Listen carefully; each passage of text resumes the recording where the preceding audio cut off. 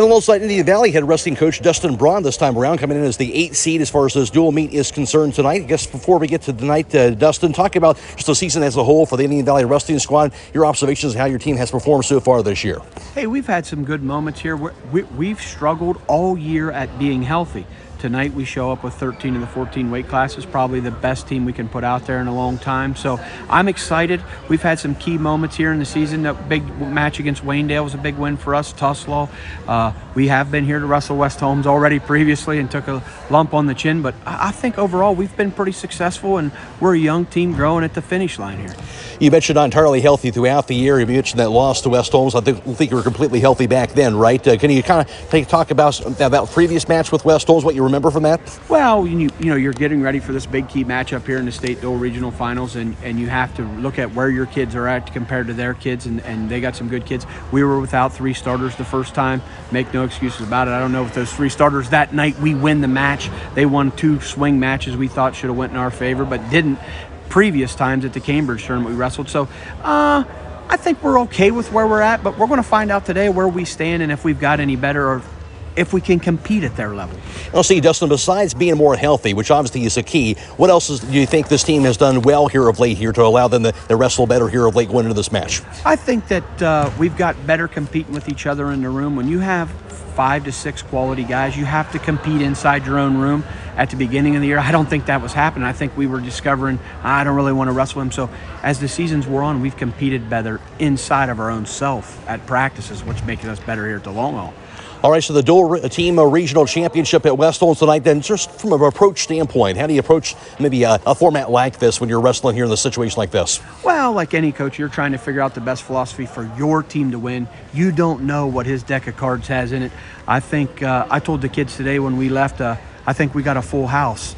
So therefore, we hope they don't have a flush or a royal straight or anything like that. But this is the best team we can put out there. We have one guy that's a little banged up. He's a question mark depending on what the score at the time is. But it's the best team Indian Valley can put out there at this given time. And I think we're ready to compete. That's what we all know about the individual tournament run coming up here in a few weeks here. But is there something special about the team aspect here, doing that team opportunity to win and hopefully have a chance to move on?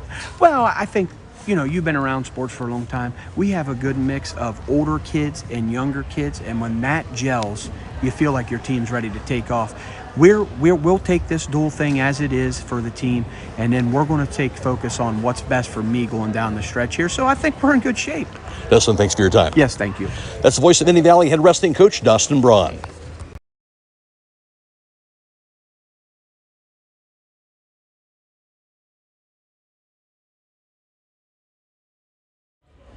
Alongside West Holmes tonight's head wrestling coach Scott Vaughan. And first of all, Scott, before we get into the dual meet tonight, really another successful season so far for West Holmes wrestling. Can you just talk about the season as a whole, just your observations on how this team has performed so far this year? Yeah, it's been a little bit of a progression. We were a little banged up and waiting for football players to come back, so we've steadily increased, which is what you want. You know, as the season goes on, you want to get better. But all of it's preparation for tonight. So hopefully I've prepared the kids well enough.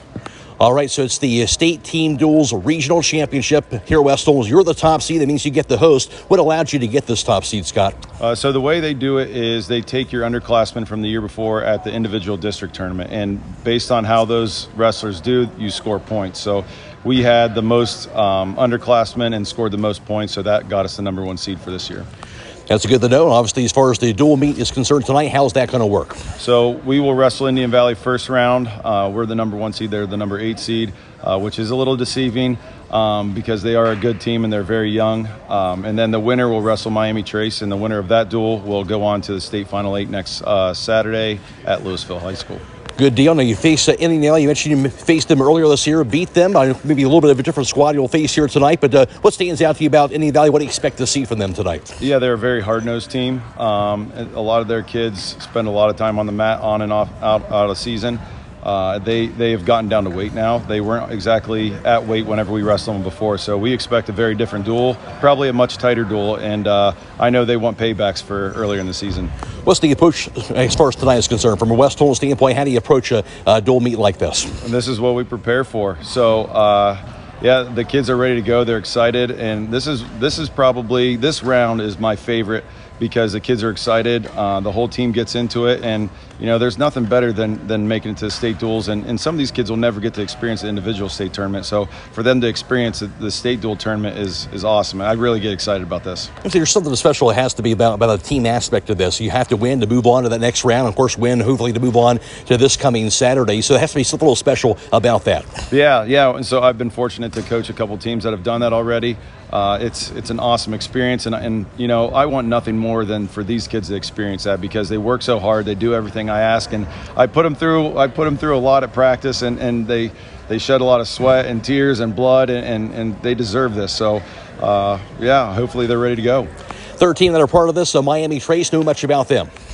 They're from down in the Dayton area. I was talking earlier with the coaching staff. They don't have very many spots that they aren't good.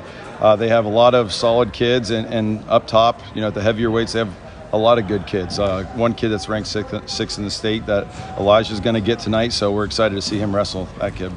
The fact that you're the top seed, you get a chance to host and do this here in the dungeon. How big a deal is that as far as West Holmes goes? Well, yeah, especially with this snowstorm coming in. It's the comfort of, being in our locker room, we get to warm up in our wrestling room and hosting. We only have one mat, so it's not like we're setting up a bunch of stuff, but not having to travel, sitting on that bus, and then the uncertainties of when we're going to warm up and where we're going to be, we know all that stuff, so it's comfortable. So I think that'll make a huge difference, and I think we wrestle pretty well at home. All right, Scott, thanks for your time. Good luck tonight. All right, thank you very much. That is the voice of West Holmes Knights head wrestling coach, Scott Vaughan.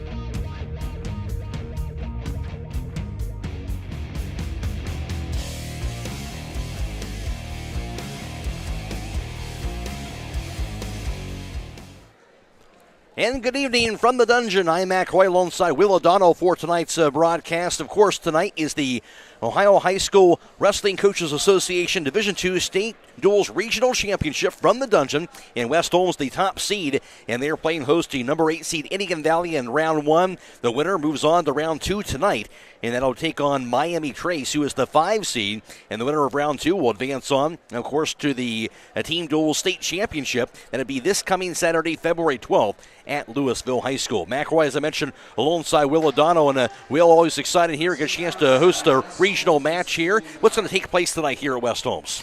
Well, I think my understanding is there's 32 schools in each of the 3 divisions that are competing throughout the week, off and on here, especially with this weather. But the winner of this group of 4 tonight, the West Holmes is hosting because they're the highest seed, will move on to Louisville, and what you'll have there is a top 8 going for all-state honors. Exciting stuff as far as West Holmes is concerned. They wrestled Indian Valley back on January 5th. They won 47-23 in that meet. A little deceiving, as Scott Vaughan mentioned, they had some top wrestlers out from that meet, so I'm sure it's going to be really a tough meet here in round 1. Yeah, and looking at this, I mean, both teams, their lineups are peppered with state-ranked wrestlers, so we could have some really good matchups tonight of, top 10 state-ranked kids battling each other here in this state duel. You look at the West Holmes this season so far, Will, another terrific season for them. Just talk about this West Holmes squad, just what you've seen so far, just observed here from West Holmes so far this year. Yeah, it's a deep squad. I think overall their dual meet record's maybe 17-1 as a team, something like that. But looking at this, I see looks like 8 wrestlers, 7 wrestlers maybe that are state ranked. And looking at that, I think there's legitimately probably 6 kids, maybe 7 kids in this lineup that their goals are to go to state and stand in the individual podium for top 8, which would be the most we've ever had in a single season. So Scott's got a lot of depth on this team up and down the lineup.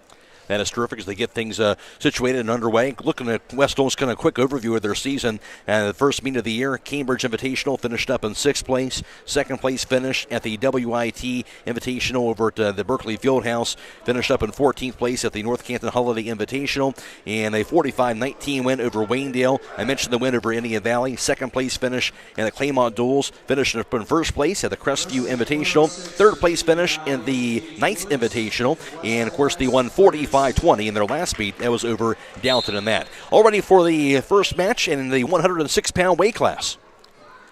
And who do we have here as for wrestling here for West Holmes? This is a senior, Brady Smith. He comes in at 28-1, 13 pins on the year, and currently ranks 6th in Ohio. And he's wasting no time. Quick takedown. He's going for the fall immediately. Gage Woods for Indian Valley, and there it is. There's the pin. And just like that, West Holmes' Brady Smith, the senior, gets the victory to start off things for West Holmes. Great start for the Knights. Yeah, and Brady's a tough kid. His record's 28-1, and you look at him, he's only a third-year wrestler going into a senior season, but wasted no time. I mean, you know, these duels are going to be decided by some of your best kids going out and getting you the bonus points and getting those pins. So that's worth 6. That'll put West Holmes up 6-0 right away. And they got the junior Mason Taylor, returning state placer from last year, 30-5 on the year. This is a pretty good matchup here with Isaac Meese. Meese going, as I mentioned, for Indian Valley as they get things started.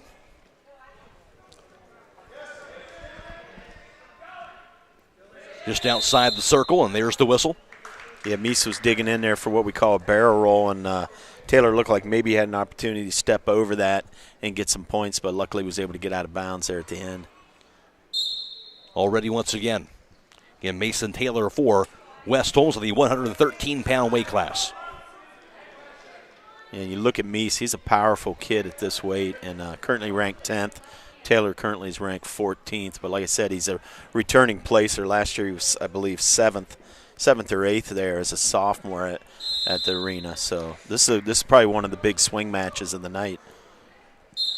When you're underneath like that, like Mesa was, what's the biggest thing you can do as a wrestler if you can to try to overcome that? Yeah, well, you want to try to control that guy's arm, control his elbow, try to rotate back up to your feet. You don't want to stay underneath there long, because even if you don't give up points, you're giving up position and you're carrying that guy's weight on top of you, and that's a big advantage position for the offensive wrestler if he can get you to have to wrestle underneath him. There's that barrel roll again. Meese has got that arm. He's going to try to walk around the head and turn this into back points right away. Taylor's still fighting it off. Still fighting? Yeah, you got to get past 90 degrees to get that criteria, so he's only going to get the takedown. But that's twice he's hit that barrel roll. He goes underneath for a reason. He's got a hold of your arm, and he just tries to tuck it and, pull you under and wrap his arm around your waist there. But that can usually lead to a 4-point move if you're not careful. Obviously, for West Holmes, don't want to be in that spot. You just have to keep on fighting, right? Just to keep fighting when you're in that situation. Yeah, a lot of match here. And you'd like to get an escape here in the final 20 seconds to kind of narrow that score up a little bit if you're Taylor. Final 15 seconds. Oh, got the point. Maybe 2. Oh, the referee's going to give him 1. That a little bit of a mistake there. Looked like with 13 seconds left, I don't think the Indian Valley wrestler was planning on letting Taylor go, so he needs to just maintain this score for the next 8 seconds. Final 3 seconds here. 2-1, and that'll do it for the period. So really good job by Taylor just to get a point there. Mm-hmm. He's going to defer choice to Taylor. He's probably going to take down, try to even this thing up with an escape point if he can. And the Indian Valley guy's going to give it to him uncontested. He's going to show the referee that he's going to go to the neutral position. So they're going to award that point immediately. So it's 2-2. So all tied up. Period number 2, 1:50 to play. Nice shot by Taylor. He's got to keep rotating. He's got to keep rotating to get the angle and come up with it. Oh, nice change of direction. That's a solid takedown and a solid finish. Well executed. Outstanding job by Taylor. Now he's got the lead for the first time. Yeah, that was a big turn of events. I mean, it was 2-0, and he scored the last 4 points. 2 escapes and the takedown. He's going to give an escape to Meese there. Kind of cut him loose there as he tried to hit that switch. And Taylor, I think, has got to wrestle smart here and not give that arm up for that barrel roll. Starts with a stance. Taylor likes to get low like that. He goes down on that knee and tries to work that low single like he just did. Try to hip into him here and step over. Got a chance for some back points. Meese is going to have to be careful. Wisely gives up the 2. So 6'3" Mason Taylor You got to be careful here coming up. There's probably going to be an escape point awarded once they square up and get off their knees here. But you don't want to give that to them in an advantage position like that if you're the ref. So he's probably going to wait a little bit. And there it is. It'll be 6-4 Taylor. Final 25 seconds here. I don't like this position. Get your arm out of there, Taylor. There you go. Wisely gets out of that. 19 seconds. Yeah, stay in a good stance here. Don't give this barrel up. Oh, nice shot. This is where you got to hold on to that arm if you're Taylor and kind of rotate a little bit. Don't let him get behind you with 5 seconds left. He's just kind of squaring up with him. Keep that arm. Well, this might be 2. Oh, another mistake here right at the buzzer by Meese. He didn't need to make that gamble. That was 6-4 with his choice in the third. He could have got this back to a 1-point match. Yeah, as you mentioned, each period. Yeah, twice there. Some key points. Yeah, he gave up an escape right at the end of the first and a 2 that he really didn't need to gamble on. But, 4 points is actually pretty big if you're Taylor. You can stay in a good stance and be smart, stay out of any throws or big moves, and really you force your opponent to probably take chances that he wouldn't normally take with this kind of score, and you should be able to catch those points. 8-4 lead here in the period number 3. Mason Taylor with the advantage. Yeah, this would be a big win in this dual meet. This early in the match, this was one of those matches that really probably could have went either way, and both teams, I think, knew they needed to come out on top regardless, just with even a decision. Taylor's doing a good job. They're going to call him for stalling on top. Kind of put the onus on that top man to get off those hips and work to score. And you ride him for a little bit and you'll take that one stalling call. But if it goes much farther, you probably cut him loose. Oh, see, Will, when you have the lead like this, period number 3, are you going to try and maybe stall a little bit more than what you normally would? Well, I mean, I think you're willing to take the one call. You don't want to get a second one because that would be a point for your opponent. But it was all right for him to work. You just got to stay off the hips if you're the top man and at least work to turn a little bit. And then Taylor's doing a little better job there of getting off the hips and not just staying behind him now. He's down to 52 seconds left in the period. And still on top. Taylor's trying to dig in for that tilt. He's probably gonna have to get off those hips or he will get called one more time here before this match is over. And in final 30 seconds here.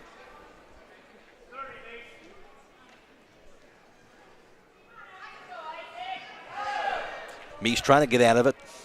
Yeah, Taylor's got that arm bar and a good hard tight waist, and he's not working off it. There's the second stalling call, so that's going to make it 8-5 with 15 seconds left. They gave the point to the wrong wrestler there. They'll fix that, and it'll be 8-5 with 11 seconds left. If you're Taylor, you just be smart. You make sure there's no rolls or anything by the bottom man to catch you. Final 8 seconds in this one. Taylor staying back on that leg, just kind of scissoring it. And that'll do it. Mason Taylor going to get this win. Yeah, that was a big one. I may not feel like it, but this early in the match, but those are 2 state-ranked kids going at it, and that's one I think if Indian Valley was going to try to knock off a #1 seed tonight, they needed to come away with that one. So good win for West Holmes. They've won the first 2 matches, and we'll let you know that today's coverage being brought to you in part by Finish Line Auto Body, Critchfield Law Firm, the Commercial and Savings Bank, Denco Marketing, Holmes Wayne Electric Cooperative, Millersburg Tire Service, Comp and Realty and Auctions, Holmes Siding Contractors, Kaim and Charm, Millersburg Electric, Premier Pharmacy, Rody's IGA Marketplace, MRV Siding Supply, Village Motors, Buckeye Farm and Garden, and Yoder Lumber Company. All ready for the 120-pound weight class. Yeah, this is Leroy Stiegel for Indian Valley, 14th ranked in the state, taking on sophomore Grady Toy, unranked, but 20-14 on the year with 15 pins. He's a good sophomore. He's a tough little wrestler for us. He's going to have his hands full in this match. Stiegel's pretty stout opponent for him.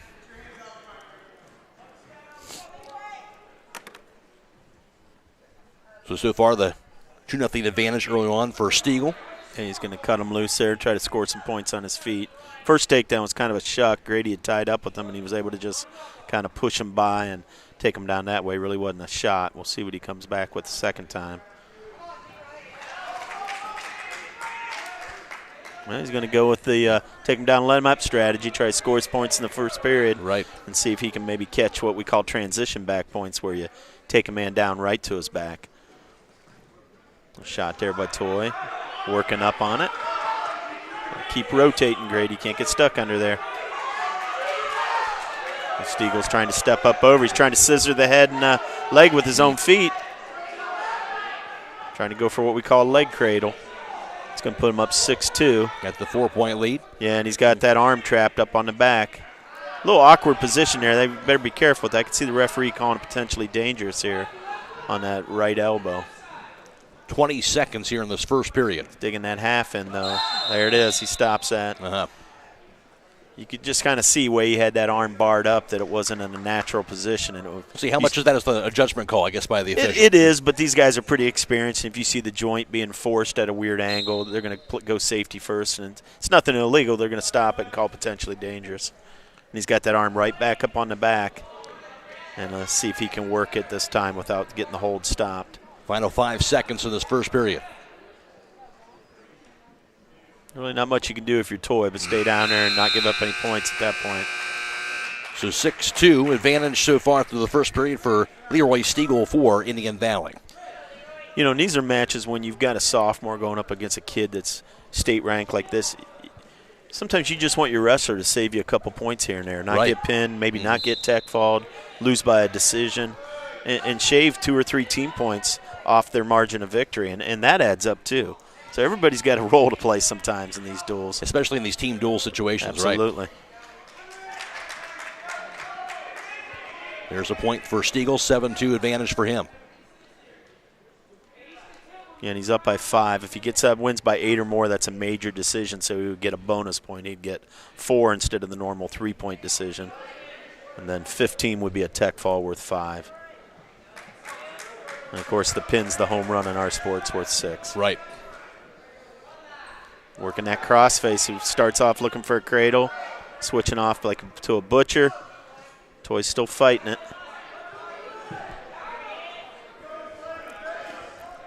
He's got near fall criteria. You can see the ref counting. Grady's just got to try to fight. He's got about a minute left in this period. Once you get a 5 count with that referee's hand, that's worth 3 points. So as it stands, though, 3 would be awarded after he was able to get off his back. 9-2 right now for Stiegel. He's got 45 seconds. Yeah, just keep fighting it, Grady. This is a sheer willpower at this point, right? Just to yeah, I mean, you're just trying to get pinned. You're just trying to help your team by not giving up the fall. And he's got a long ways to go. He's fought it for about a minute. He's got about another 25 seconds left. And Stiegel's kind of switching off to a different pinning hold if you can. Toy's got a chance here to work his arm through and get back to his stomach. The big turn here. Switching back to each shoulder. Yeah, he's got 15 seconds. He's done a good job battling it. Stiegel's trying to step over and lace it up. See if he can tighten this up a little bit. He's got under 10 now. 5 seconds. And Grady's close. He's got about 4, 3, 2, 1. There it is. And he survived the period. He did survive. Really good job surviving, well, considering the position he was in. Yeah, I tell you what, that's the thankless part of this sport. It's 12-2, so it's only a 10-point lead. 15 would be a tech fall, but Grady Toy saving his team some points right there. Now period number 3. Yeah, 12-2, both on their feet.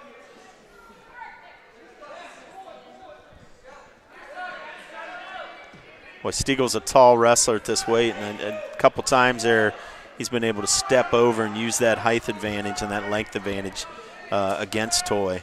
And just there, Toy looked like he was trying to work a barrel roll of his own, and Stiegel was just able to step up onto his body, and Grady had to give it up so he didn't go to his back. And that length making a difference. It's 14-2 now, so it's 3 points away from the tech. Minute 20 to go.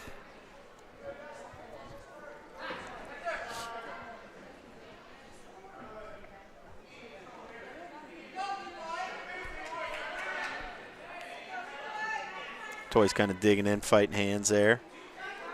Boy, Stiegel's got that arm up on the back again. He's been successful with that last time. Under a minute. They're going to stop that again, potentially dangerous. And I'll tell you what, if you're Indian Valley, you're getting close to the point where you're going to have to start maybe cutting Toy loose and try to take him down a couple times so you can secure the tech ball. Because right now, if you don't turn him, you're only going to get 4 points for the decision. Right. Yeah, those points matter at this point. Final 45 seconds. Toy trying to avoid that tech ball.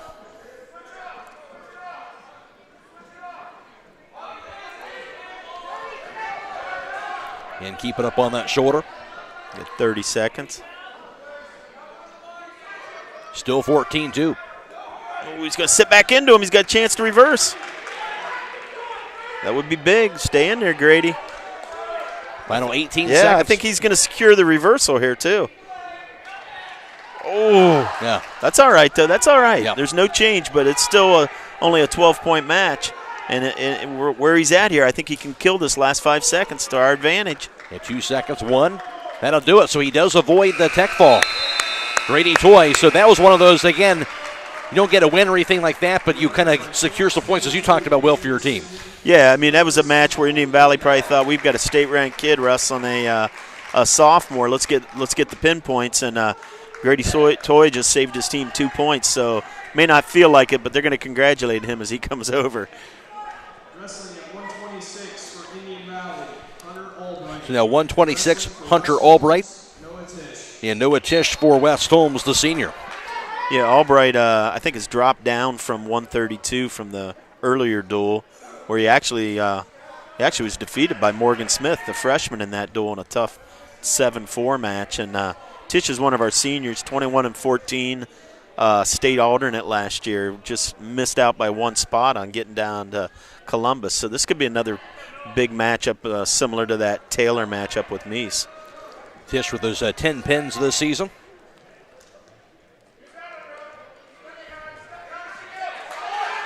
Got to break his hips down here.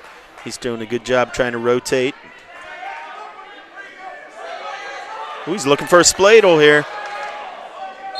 The viewers might not know what that is, but he was digging in for it.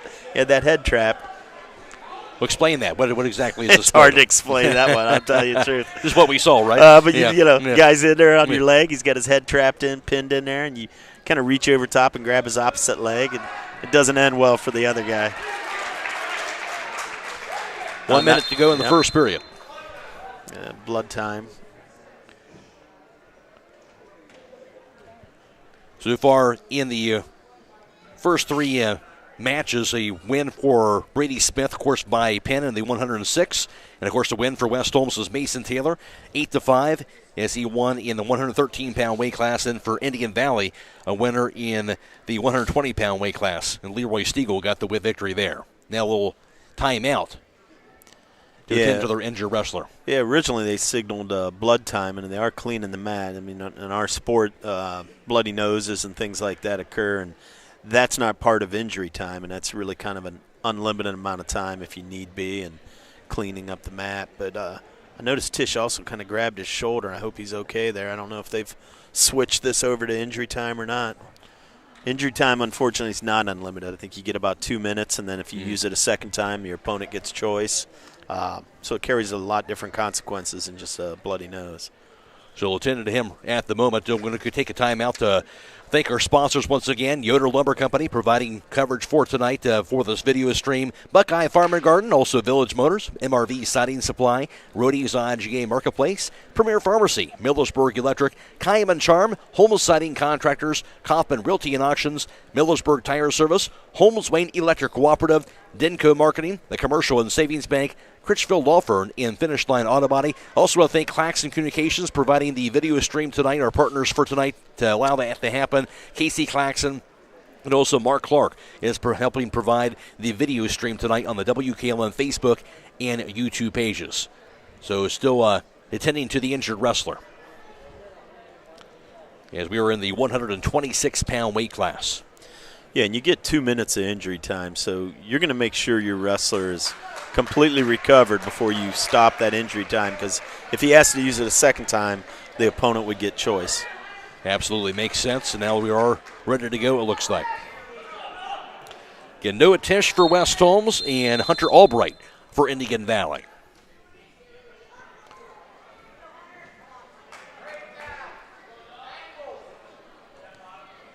Started with 59 seconds, 2-0 lead for Hunter Albright.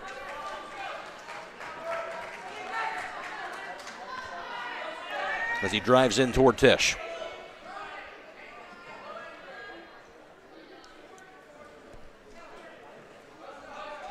Final 45 seconds. Yeah, he wants that cross-face cradle. He's really digging in on that hard.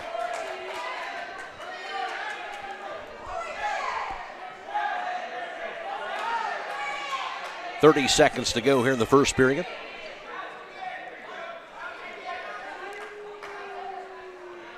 Just outside the circle, there's the whistle. Well, this time it's blood time again, but Tisch is still favoring that right shoulder. Right.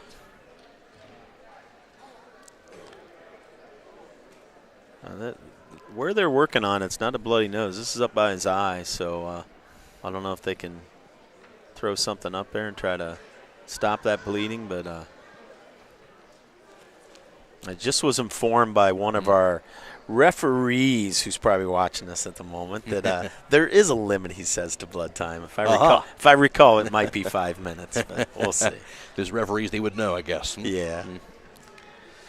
And this is tough, right in the middle of the meet here when you got some blood, that type of thing. And you get that cleaned up, but there's a chance you can you're susceptible to have that happen again. Yeah, it's just tough. It's tough on a wrestler sometimes to get in a good rhythm when you feel yourself wrestling well, to have this constant stop in the action. I'm sure if you're Albright, you'd like to keep doing what you're doing because you're feeling it, and he's looking aggressive, and he's wrestling pretty tough on top right now.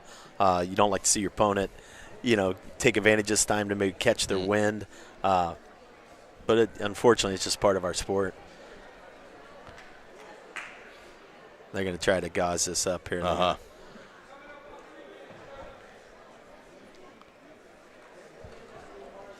I'm sure not the first time this type of thing happens, and you're obviously trying to be ready for these types of situations. No, this happens all the time. Yeah.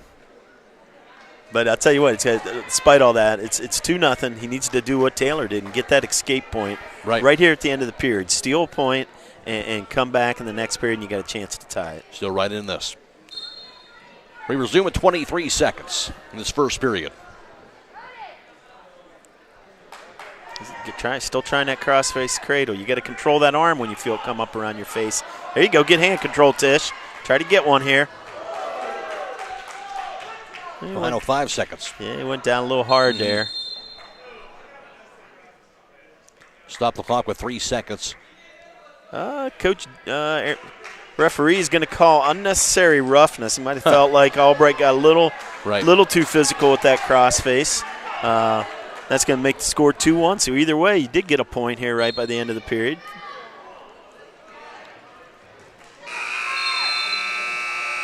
And the first period comes to a close.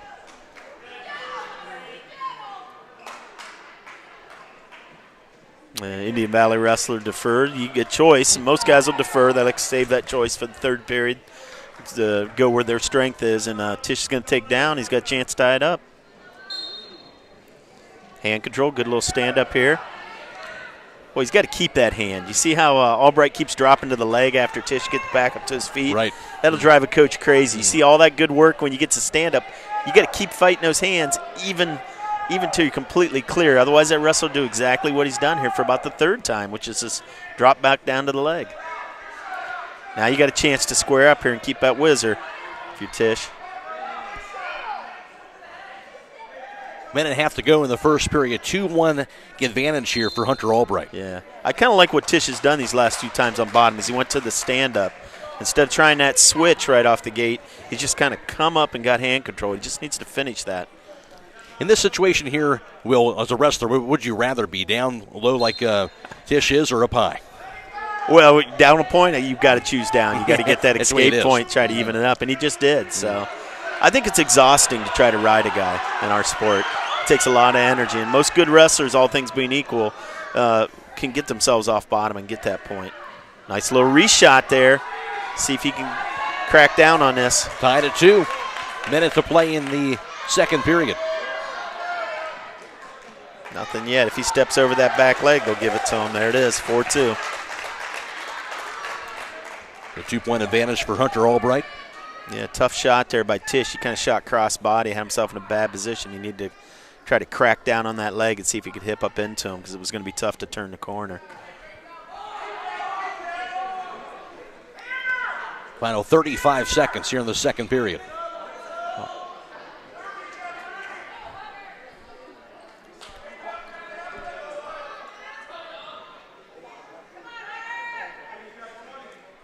It's working that crossface again. Tisch, you have to take that arm, pass it over your head, and you feel that coming.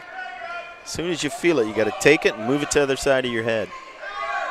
Get 10 seconds. Be curious to see what Albright chooses here for his choice. Tisch is pretty good on top. He may choose to stay on his feet with him.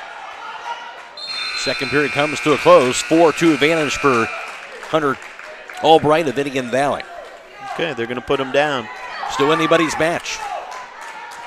In these kind of matches here with 2 minutes to go where maybe your conditioning is what takes over for you. Right. I felt like Taylor looked like maybe he was a little stronger wrestler in that area in his matchup. We'll see if Tisch can do the same.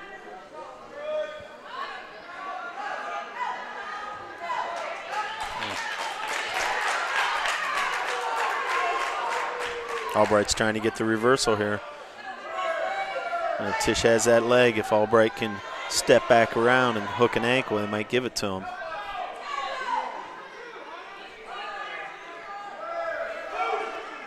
Minute and a half to go here in the third period.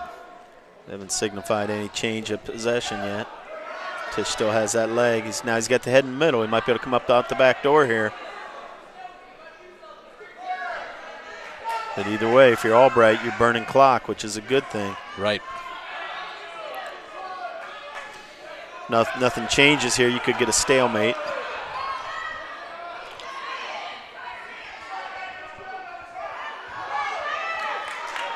Oh, he's got his leg free there. There's a point for a couple points on this side of Hunter Albright, up 6-2 for Indian Valley.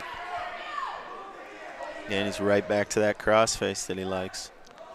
45 seconds to play to wrestle here in this third period. He's put together a nice match tonight, Albright. He's been physical and really physical on top. Right now in control with 30 seconds. Yeah, I mean, he's looking at a 3-point decision, which would make the team score 9-7 for West Holmes still. Getting a little high there. We'll see what Tisch can do. He's got to go for a big move. One or two's not going to get it. 15 seconds.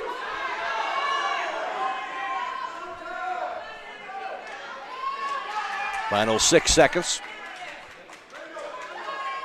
They'll probably give him a loss of control here, if anything. Nothing. So they'll close that out, and it'll be a victory for Hunter Albright, 6-2 in the 126 over Noah Tisch. And I think you mentioned 9-7 then West Holmes overall, right, Bill? Yep, 9-7 West Holmes, and we got the freshman coming up, Morgan Smith, and it looks like Quake Beatty. I think Quake wrestled up at 138 against Strauss the last time these two teams meet, and that was a good competitive match. So Beatty's ranked 19th in the state. Morgan's a freshman, comes in at 14-19 on the year for us. 6 pins on the season, Morgan Smith. Right to a shuck. They're going to give him that 2, even though Morgan's got that leg kind of lace. That's still control. He's got the arm trapped. He's got to be careful as he returns him to the mat. Digging in. He wants to go for a tilt here when he comes down.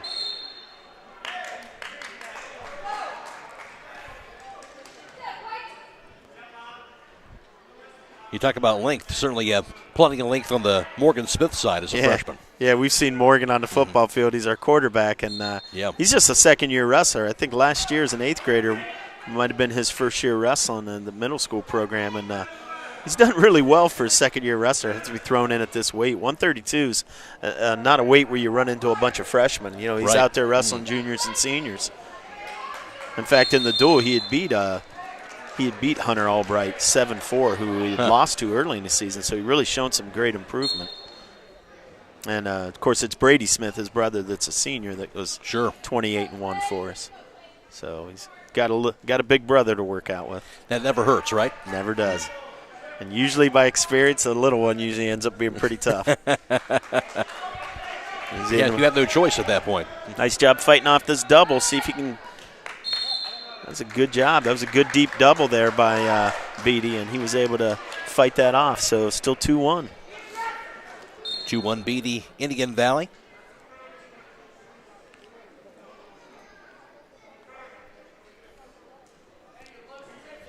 In 9-7 West Holmes overall so far in this duel between West Holmes and Indian Valley. Winner moves on to round 2 against Miami Trace. Yeah, they got warning stalling there against Smith. Not necessarily because he's inactivity, but because he was backing up so much. You got to learn to circle with a guy. Don't just back up. Just circle with him right and left, and you won't give up that kind of call. Smith taking a little shot there. Hold that arm. He's going to try to muscle you over here. 15 seconds to go in the first period. He's got that chin and that arm. He wants to hit that cement mixer, we call it. That'd be a big move. Smith's really got to fight this. He's got about 3 seconds left on the clock. And stays up, so 2-1 Beatty after first period. Yeah, that's a good first period for Smith to only be down 1.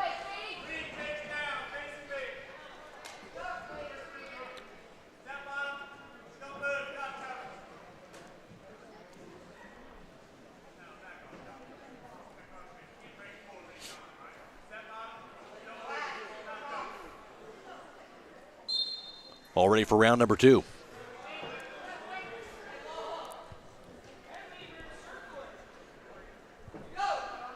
See if Smith can get up to his feet. He wants that tilt again. You see how he's got that arm trap there. He wants to go down and try to tilt you with it and get some cheap back points.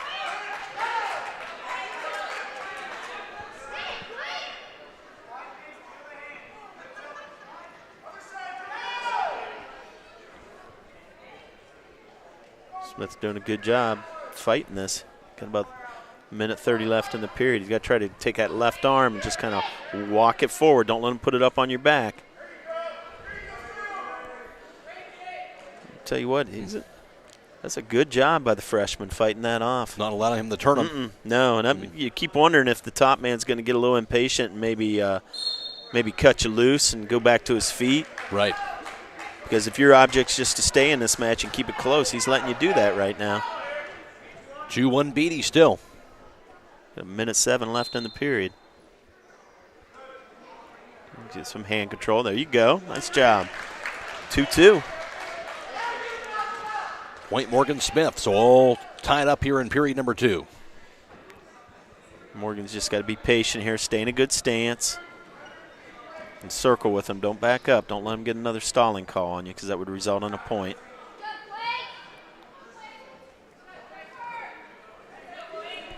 Final 40 seconds of the second period. All right, that'll good little shot. I haven't seen a lot of shots from either wrestler. Beatty's been content to hit that shuck, and Smith's been trying to just stay in a good stance in front of him. Both guys kind of stalking each other. Yeah. We got about 15 seconds. Boy, I'll tell you what, 2-2 be a tremendous score at the end of the first 2 periods for Smith. And counting down here from about 5 seconds right now. Locked in right here. Yeah, don't give that up. And looks like they are indeed going to be tied. 2-2 going to this third period. Indian Valley wrestler wasting no time getting down there. Yeah. He wants to get his escape point.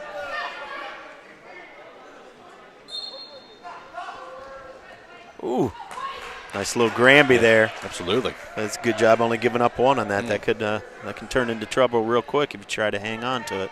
So 3-2 Beatty.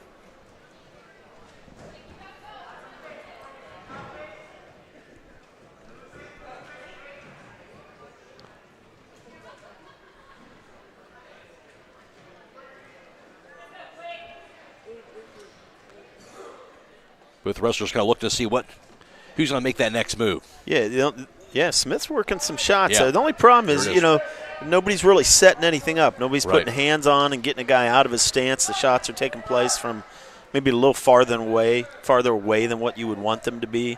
And you got to have a setup so you can get a guy out of his stance and get an angle. And those shots are just kind of straight on. And that's something, that you go in the room and you work on, and you watch film, and you point that out to your kids.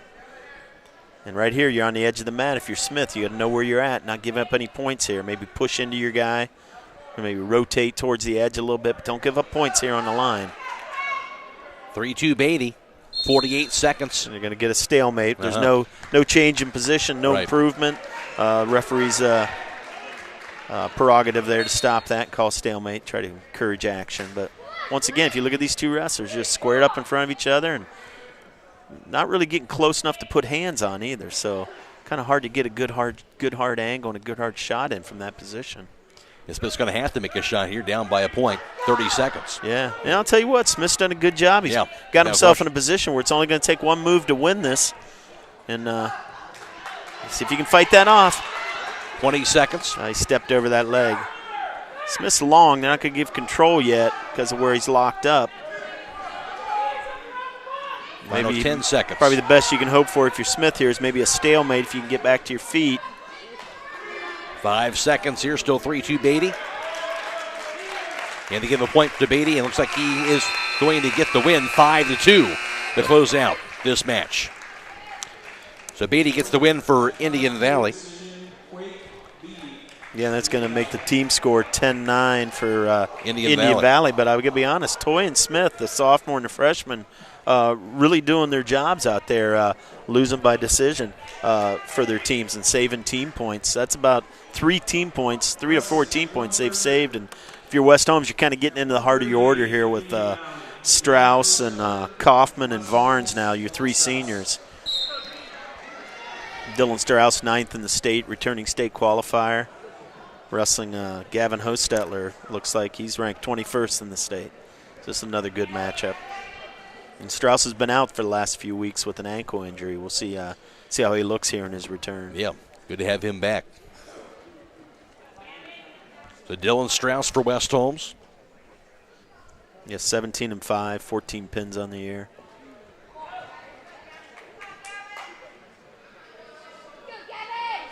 So 10-9 Indian Valley overall so far in this dual match, round 1. Again, the winner moves on to take on Miami Trace tonight in round 2 for the right to move on to the Strauss got state. a chance here.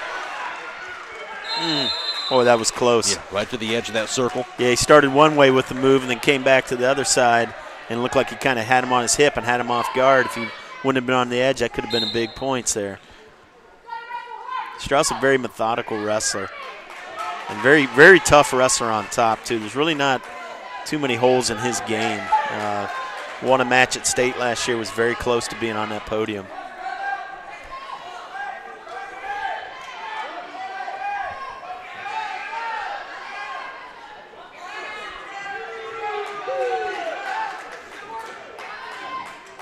Ooh. Actually, a little surprised they gave 2 in that situation. I didn't think he established control, but we'll see if Strauss can get out of this, at least get the escape point. Final 30 seconds.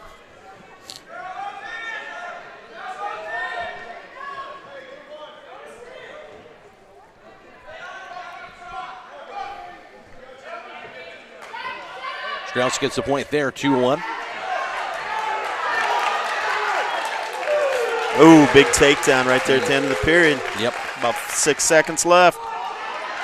Oh, nice. Strauss with a Granby. It's going to make it 4-3. He wants those back points. He's going to get them. I think he's going to get 2 back points. A great job by Strauss right at the end of that period. Yeah, that would end up being a 4-point move. He was down 4-1, and now just like that, 5-4. The mat judge is going to talk to the head ref, and the Indian Valley coach is going to go to the table. He thinks that the time had expired before he got the second hand count, but that's why you have a mat judge.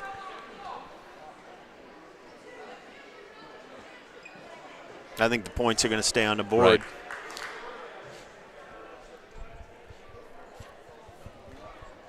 Looks like that'll be the case as he'll explain that. Dustin Braun for the Indian Valley side, his explanation. But either way, 5-4 advantage for Strauss entering period number 2. Indian Valley's going to defer choice.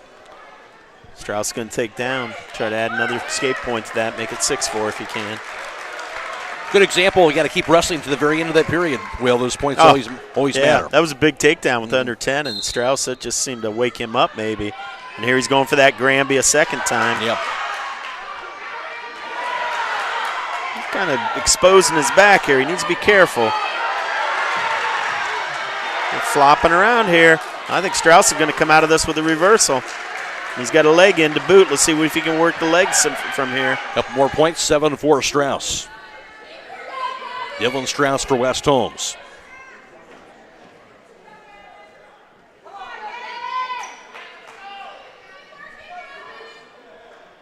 Gavin Hosteller for Indian Valley.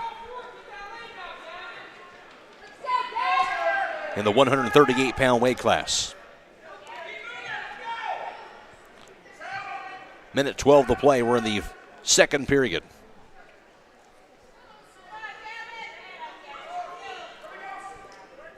Right now, Strauss the advantage. 1 minute to play first period, or in the second period, excuse me.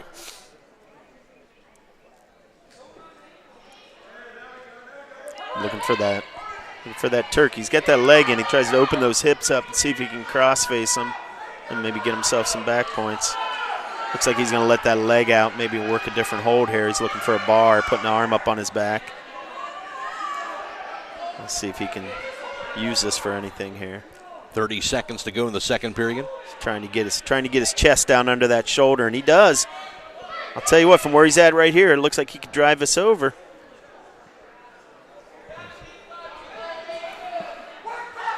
Gonna have to use that, Dylan. Got 15 seconds. 10 seconds, and there's the whistle by the official. Yeah, potentially dangerous. Just reset the wrestlers. 7-4 Dylan Strauss at this point.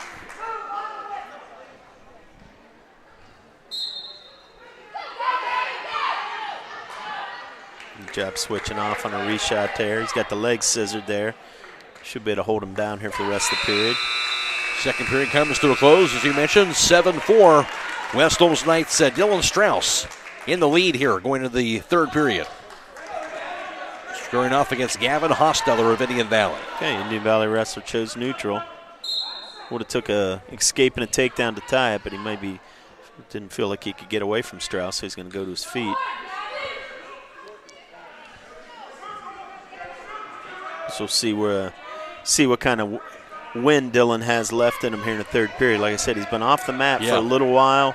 I'm not sure how much practice he's been able to get in, but hopefully his conditioning holds up for the whole 6 minutes here. Minute and a half to go with third period. He's in good position here. You'd like to see him get his arm free and just get a nice little go behind. See if you can chase that leg. Get your head in there and chase it. There you go, hook it, there we go. There's a couple points for Dylan Strauss, 9-4 lead. Boy, he was trying to lock up a cradle there too, and they're going to stop at. I think the Indian Valley's wrestler's knee got a little out of position there.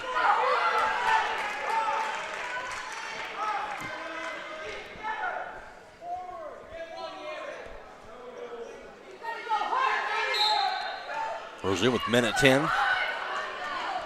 Third period here between Strauss and Hosteller. 1 minute.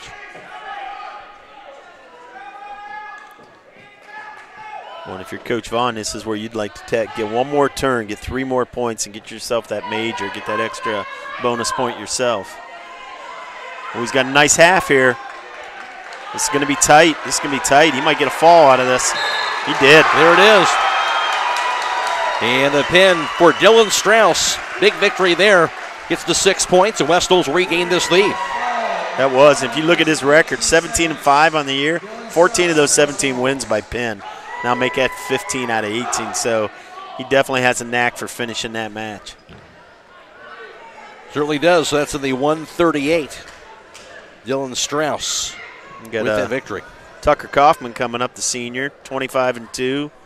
19 pins, ranked third in the state for West Holmes. Highest ranked wrestler on the team. Looking at those rankings at this point, he's got Tyler Beckley, if that's who they send out, looks like he's ranked 12th. Yeah, here in the 144. So far, West Holmes 15-10 overall. Brady Smith, a pin for West Holmes with a victory. Mason Taylor also got an 8-5 decision victory. And, of course, Dylan Strauss with a win as well. And also Hunter Albright got a win for Indian Valley. And Quake Beatty also for Indian Valley so far. Nice hard double leg right out of the gates by Tucker Kaufman. He's going to kick him out 2-1 with already 7 seconds into the period. One thing you won't have to wait for is Tucker Kaufman to attack, I'll tell you that. He wrestles like he plays football. Yeah, no doubt about it. Shot out of a cannon. He's not going to waste any time. And he'll throw you. He'll do whatever he has to do. He's not afraid to hit any move anywhere on the mat. And he's already working on his 3rd takedown. 6-2 Tucker Kaufman right off the bat. Minute and a half to go in the first period.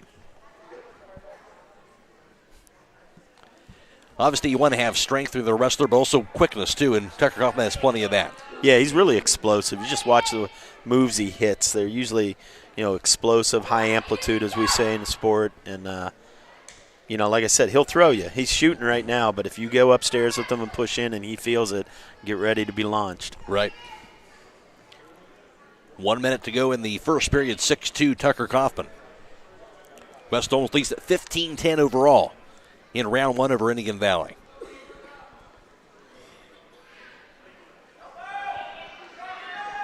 Nope, we're going to get him for full Nelson. He had a half on the one side, and he went to jump sides and, forgot to take the other one out. 2 good halves, we used to like to say, but referees don't always agree. It's a point for Tyler Beckley. 6-3 Tucker Kaufman.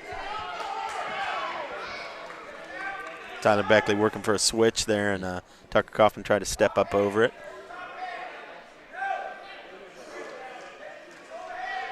Working for a near side cradle here. See if he can lock this up, and he does. Just got a 1 count, though.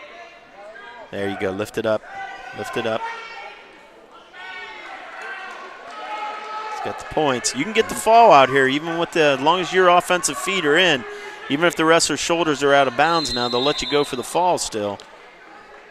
He's going to get 3 near fall on that. 14 seconds now, a 9-3 Tucker Kaufman advantage.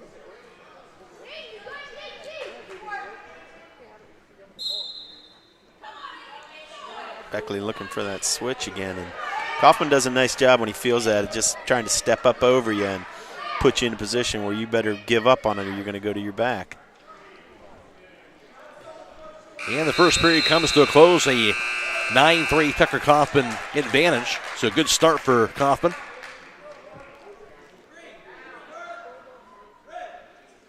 Well, I'll tell you what, if you look at these 3 in the middle for West Holmes, the 3 seniors, Strauss, Kaufman, and Varnes, all 3 of those kids just get to battle each other in practice every day and help each other get better. And sometimes that's got to be huge, doesn't it? Yeah, sometimes in the sport you're as good as your workout partner. Right. And those 3 can really get in there and get after it and push each other. And it shows. Tucker with a far side cradle this time. He's got it locked up. Referee showing 2 on the mat, so he'll give him a 2 points this time. Goes up to 11-3 Tucker Kaufman.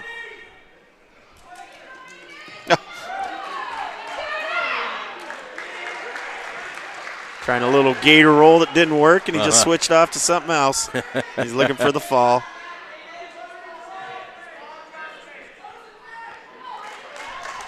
Should be 3 more. 14-3. With that 11-point advantage, of course, 15 with the technical fall, if you can get that. Yeah. You'd like to see him get a pin here. You'd like to see him get something tight like Strauss did when he got that nice half, and you can just kind of tighten that guy up.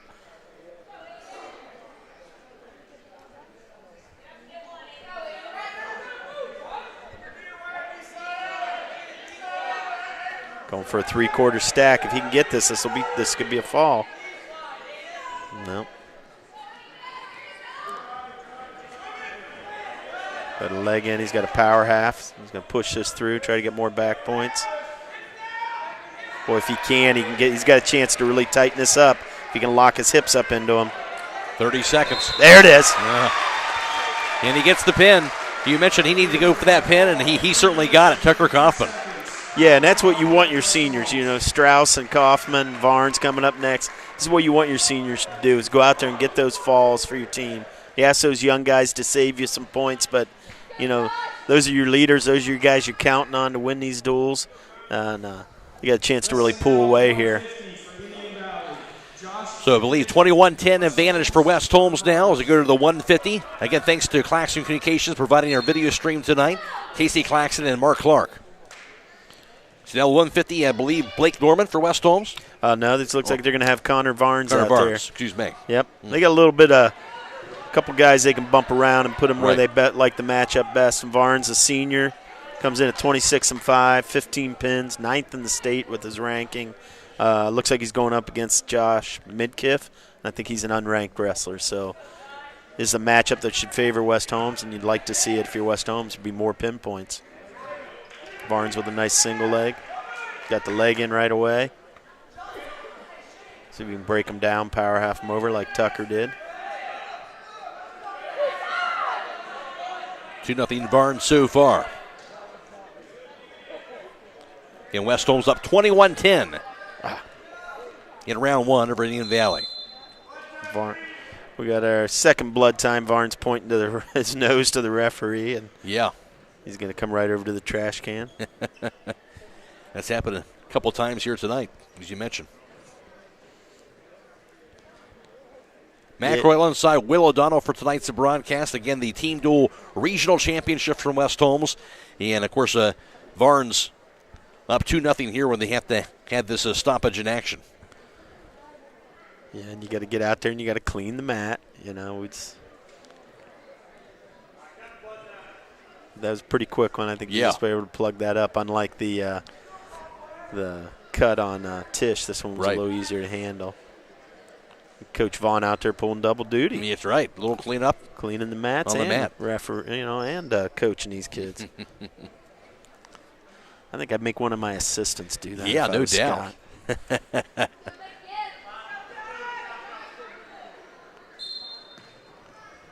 Varnes with a good breakdown right to an arm bar. If he can catch that backside wrist, you got a chance to run this over.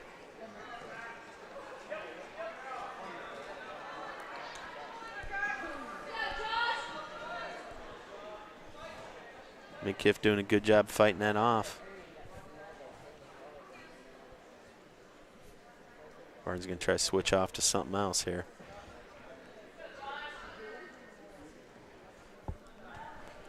.30 seconds here in this first period. Connor Varnes a 2-0 lead over Josh Midkiff of Indian Valley. And if you're Midkiff, you're happy with the way this match has started. I know you gave up that takedown, but you're only down 2-0, and you're doing probably what your coaches are asking you to do right now, which is keep yourself close in this match. Final 10 seconds of the first period.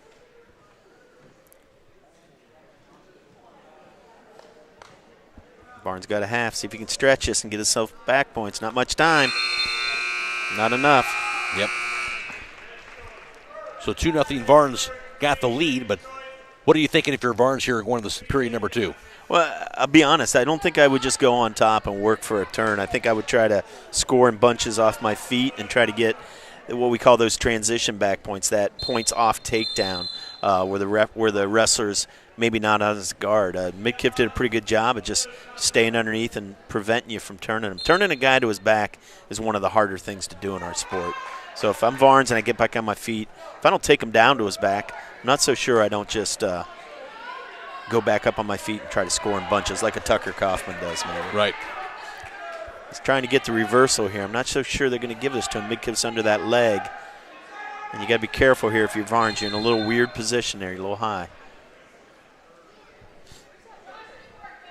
And I have a fan from Danville messaging me. I don't think they understand that there is no riding time in high school. They want some riding time. I see. That's a college thing. So. Right. You know, maybe back in the 70s we still had that. But not now, huh? Yep. And we got the reversal. Looking for a little tilt here. Just trying to expose those shoulders, but 4-0. Connor Varnes with that lead for West Holmes. And if you're West Holmes, you like where you're at here. I mean, you get these last two weights. It looks like Indian Valley's going to be giving up a couple forfeits. So if we can just maintain at least a 12-point lead, we should be pretty good shape. That's huge. It looks like you're going to give him a tilt. I'm not sure they're going to call a new hold here. They're going to stop it for blood again. 7-0 Connor Barnes. They have to make that stop. Yeah, and that was the wrong time to stop it. If you were Connor, he had a nice little powerhouse in there. I think he was going to be able to turn that over to his back.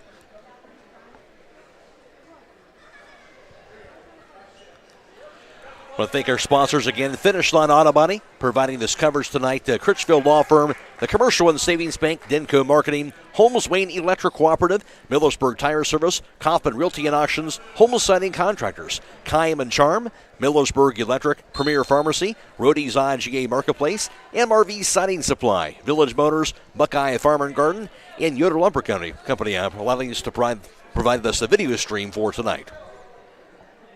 Right now, 40 seconds to play in this period, and a 7-0 Connor Barnes lead in the second period.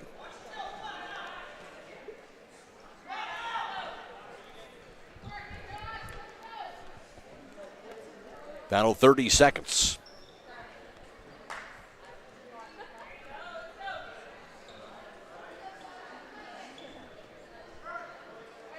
Big Kiff kind of covering up underneath there on bottom. That's smart on his part. Barnes trying to force that power half, see if he can work this over. About 10 seconds left in the period. Now that's tight. That's tight. You got to finish it then if you're Barnes.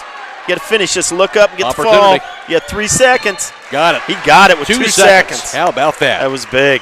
Connor Barnes with the pin. Another 6 points for the Knights. And all 3 of the seniors there in the middle that you expected got you 18 team points. And kind of pulls West Holmes. It looks like it's going to be 27-10, I think, after those points are put up. So that's back-to-back pins, Tucker Kaufman and now Connor Barnes for the Knights. As you mentioned, a 27-10 lead for West Holmes and a key win there. Yeah, and this is going to be 2 unranked wrestlers. Tristan Bryan, looks like, for Indian Valley. And freshman Cole Porter, 11-16 with 6 pins on the season for West Holmes. Cole's a terrific middle school wrestler for us the last 2 years. Good youth league wrestler.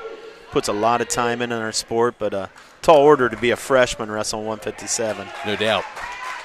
So the 157-pound weight class, West Holmes the 27-10 lead here in round 1. Just outside the circle, the stop with 1:44 to go in the first period. Nice shot. You got to try to fight this off if you're Porter. Good takedown. See if he's going to let him go again here. It's 4-1, 30 seconds in.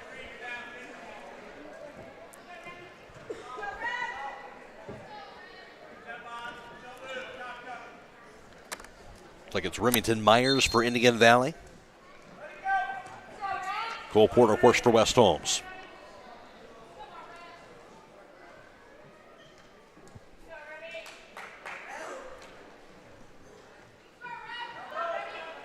Go.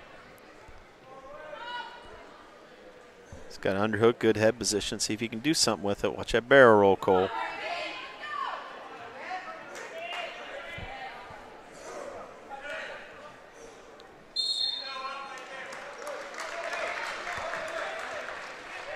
Stop that with 59 seconds. 4-2 lead so far for Remington Myers of Indian Valley.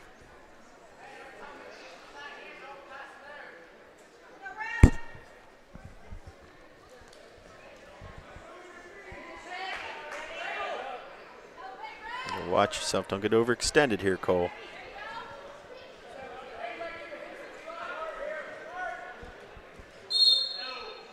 Last 2 shot attempts, Porter's been able to fight those off. Maybe he's kind of timing it up a little better, getting a little better read on what the shot speed's like, and see if he can get one of these for himself here right before the end of the period. 30 seconds. Cole Porter, the freshman for West Holmes. Keep walking up into him. Keep walking up into him here.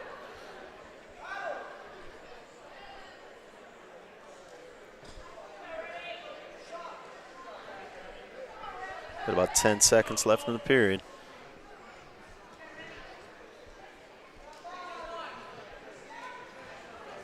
You fight this off. Don't give us up. You got 2 seconds. So still right after the first period, down 4-2, Cole Porter. Indian Valley's choice here after Porter defers. He's going to take down. Let's see if Porter can work something on top.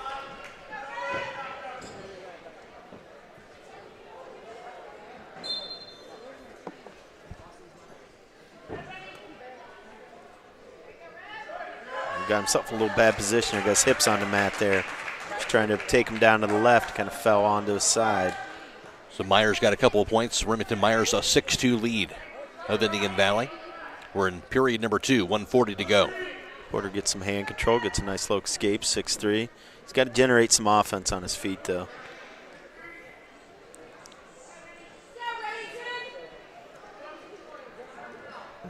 Similar to what we saw with Morgan Smith's match, though.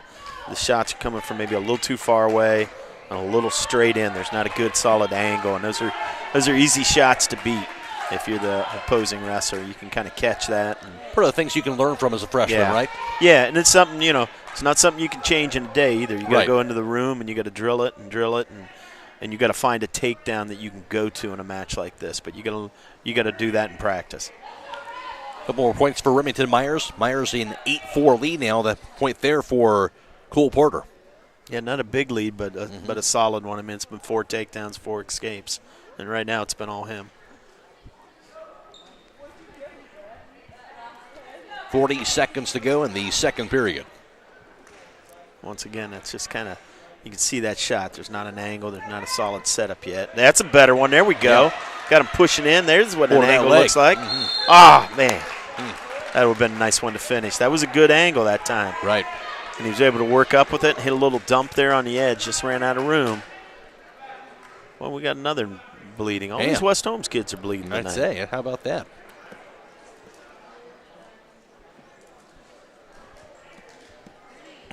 Well, right now his coaches are saying, hey, whatever you did on that last shot, do it again. You found something there. Yeah, well, I think you got to a point where he was touching you. You could feel him pushing in, and you kind of used that against him, You kind of changed level, you changed direction, snapped off a good shot that time instead of just coming straight in. That's what you want to see. That's something you go and you watch on film and you say, look at the difference here. So we'll get that nose plugged up, get back out there. 8-4 lead for Remington Myers of Indian Valley over Cole Porter of West Holmes here in period number 2.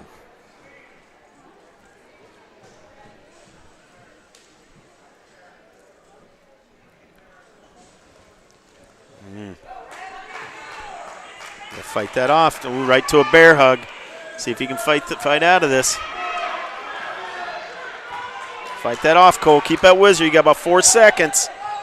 Ooh, nice. Second period comes to a close. Yeah, that's going to be a 5-point move. Yep. That's going to. Well, they're going to give him 2 back, so it's going to be 10-4 either way, though. 12-4. Yep. So 12-4 Remington Myers. So right now they got enough for a major decision. Right. All ready for the third period.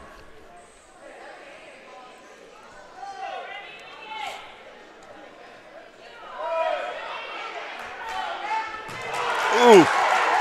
Nice throw there. Chest to chest. Felt him pushing in. Used his momentum for the throw. Got the fall. So the pin for Remington Myers that time for Indian Valley. Going to make it 27-16 team score. West Holmes still up. West Holmes still on command, as you mentioned. This looks like we've got 165. It looks like they're going to put Hunter Eberhard out there. He's a senior. 6-6 on the year, 3 pins.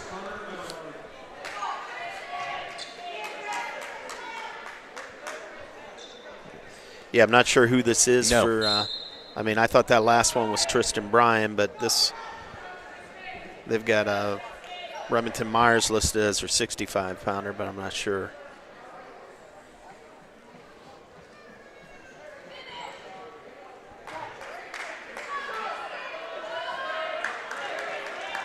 Nice little spin around there by Hunter Eberhard. Up 2-0. Hunter usually wrestles right around 150, 157 for West Holmes, but I think tonight they weighed him in at 57, knowing that maybe they'd have to bump either he or Porter up to the other weight class.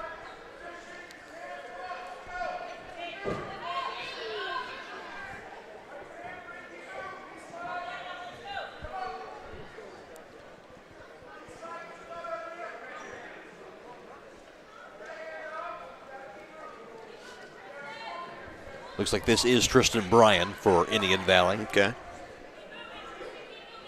Okay, so Remington Myers, who just wrestled, was ranked 10th in the state. So good matchup for them. They kind of matched him up against the freshman, and they're probably hoping that that Bryan can maybe pull one out here against Eberhard. Right.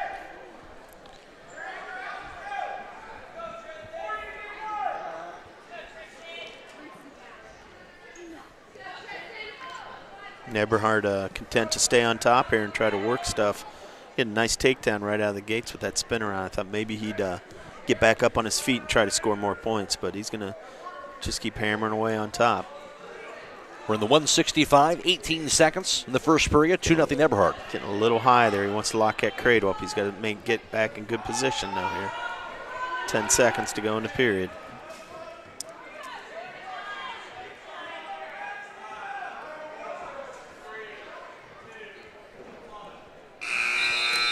First period comes to a close. Hunter Eberhard for West Holmes has a 2-0 lead.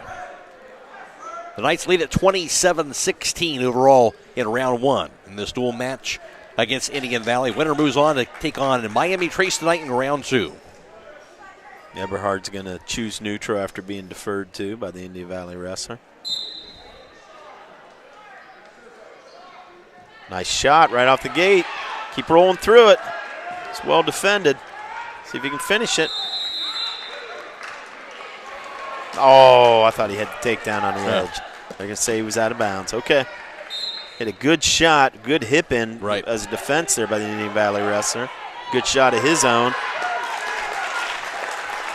There's a couple of points for Tristan Bryan, tied at 2. Yeah, they had the chance to put Eberhard down to start the period, and they put him neutral, so maybe there's something that this kid does on top that they're aware of and they don't want to go underneath. Sometimes if you know your opponent, it makes those choices a little easier for you. There's a point for Eberhard. He has a 3-2 lead. Ooh. Oh, get off your back. He's got that arm trap. It's going to lead to some fall points. Tristan Bryan on top. Going to give him 3 back. So Tristan Bryan a 7-3 advantage now in the second period. I've seen a couple of these wrestlers for Indian Valley go to that barrel roll where they're underneath you, but they got your arm. And West Holmes, you got to be aware of that. Pull that arm out of there. Don't let him hang on it. Good job working up to his feet and getting that escape. There's a point for Eberhard, down 7-4. Bryan's definitely come into a little more attack-oriented now on his feet. And he started the last 3 times on his feet. He's come up with 3 takedowns. 2 more points for him, a 9-4 advantage. Tristan Bryan. 13 seconds.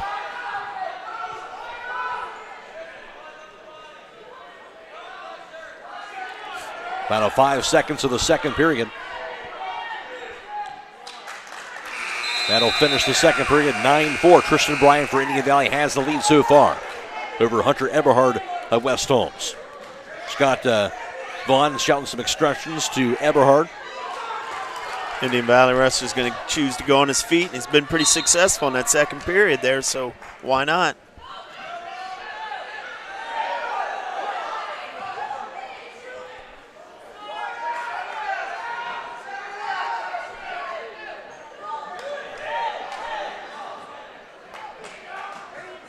Nothing yet.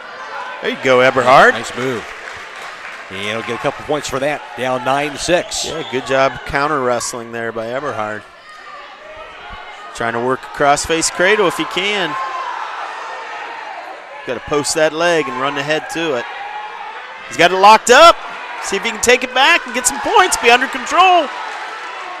Oh, you got 2. It's going to make it 9-8. It's a new hold. You can go back to it one more time. Back to within a point. Minute 10 to go. Got a lot of match, a lot of time. You give yourself a little bit of time to try to turn them here. Maybe if you don't get anywhere with 30 seconds left, you might have to cut them loose and try to tie it. Under a minute right now. Eberhard still with the advantage here, down 9-8, but on top in this third period.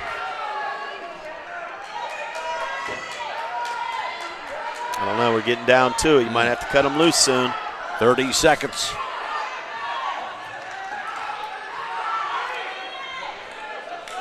I could tell, can't see what Coach Vaughn's yelling. I think he's telling him to let him go. Oh, now he might have it. Might have it locked up. He's a little high, though. He's going to try to jump back to the other side. He's got the cradle locked. He's got about 12 seconds left, and he got out of it. He's going to try to switch off to a butcher. 7 seconds. Yep. Out of bounds. Yep, 3 seconds. You can signal to let him up, and you can just charge across there and try to get a takedown. I've seen it happen. That's what he's going to do. So going to be ready to go right on the whistle now. Gonna run out of time. Ran out of time. You didn't have time. Yep.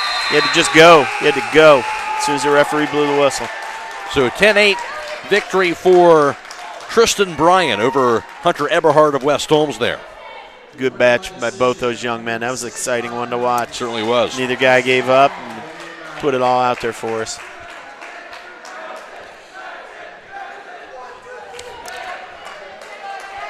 So that makes it 27-19 West Holmes. Now an 8-point advantage here in this dual round. This will be the junior for us, Dakota Patterson, 11-19 on the year, 7 wins. He's a junior. I think he's a second-year wrestler for us. And I'll tell you what, he's come a long way this season. So the 175, Dakota Patterson. It looks like he's going up to Jackson Bircher, 17th ranked wrestler in the state, it says, at his weight.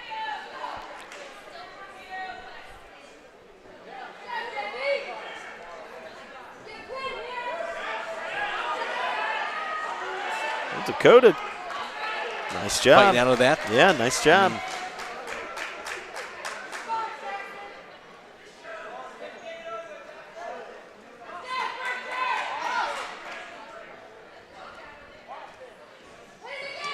Well, going upstairs, let's see if somebody tries to throw in that situation.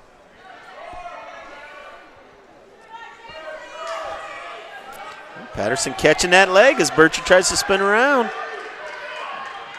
See if he can do something with that. He's got to get up, build his base here. Get up off his stomach if he can. There you go. Keep building your base. Still scoreless, under a minute to go, first period.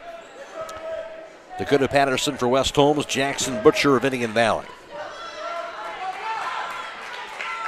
Nothing yet. They might give him 2 now. He hooked that ankle. There we go.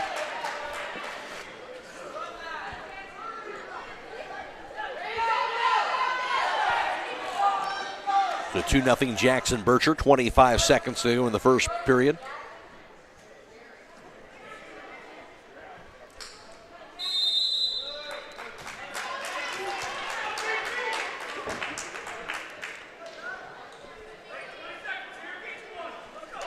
$18 seconds. See if Patterson can get one. That'd be big.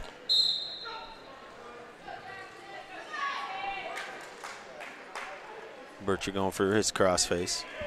10 seconds. Trying to lock up a cradle here.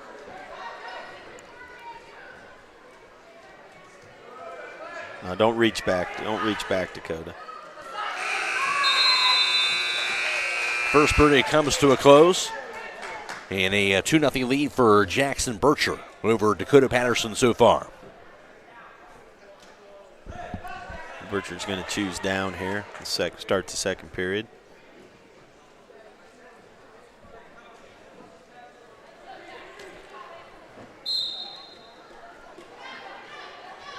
Bircher right up to his feet. Patterson drops the leg.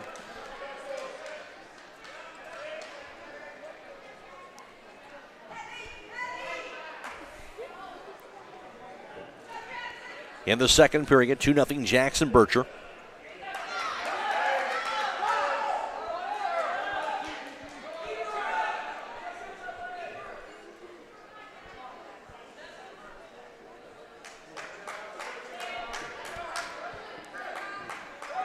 And they're going to reward the reversal there. So 2 more points for Bircher, up 4-0.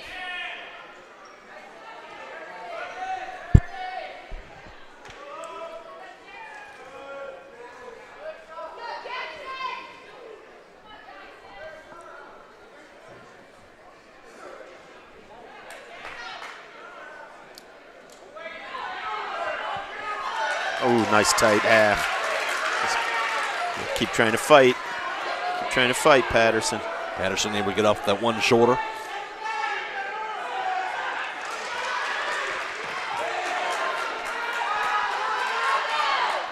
.40 seconds to go in the second period. This is a tough situation here. Bircher trying to turn him over. And there's the pin. So Jackson Bircher of Indian Valley will get the pin over Dakota Patterson of West Holmes in the 175. So 6 more points. That'll get Indian Valley a little bit closer. Down 27-25. West Holmes with the 2-point lead. Yep, and this is sophomore Grant Miller. Says here he's ranked 32nd in the state, 16-10 with 12 pins, and he's wrestling Easton Cook, who's they got him listed as 23rd in the state with his ranking. And I think these two wrestled a pretty tough match in the duel. I think Cook came out on top with a fall, but it was a back-and-forth match. So important one right here with West Holmes, just that 2-point advantage. Yeah, but more importantly, it looks like the last 2 matches are going to be forfeit wins, yes. so that'll be another 12 points added to West Holmes' total. Right. So that coming up here on the ninth side. Miller got a chance here for a takedown if he can return him. Doesn't have to lift him, just got to return him forward. There you go. Once the hands go down, you get those points. Made that adjustment. Grant Miller, the sophomore. Yep. If I remember the last time these two wrestled, Miller was able to get on top, but this is what happened. Cook's got pretty good hips and was able to roll Miller into some situations, and about the third time he was able to catch him. So we'll see if he can avoid those situations, maybe keep this match on his feet this time. Tied at 2 right now. Got to be careful on the way up here. Get hands. Don't just stand up without hands.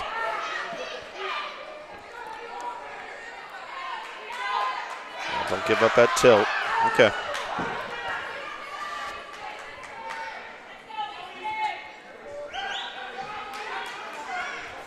Got about 30 seconds left in the period.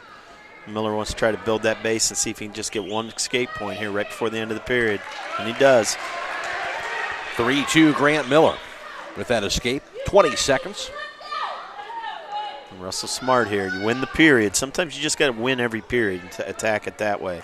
You can live with 3-2. You can try to win the next period, maybe 1-0 if you can. Just Russell smart and within yourself. Got about 3 seconds left.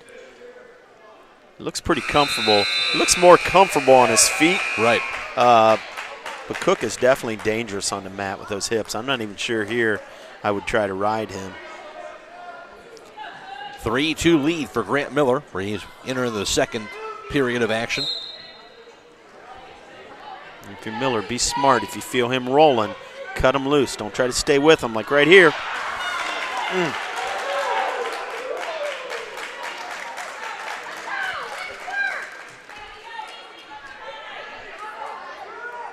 So 2 points there for Bircher. Yeah, you got to watch the cradle as you come up if you're Miller. Oh, no, no, no. Roll through this. There we go. There we go.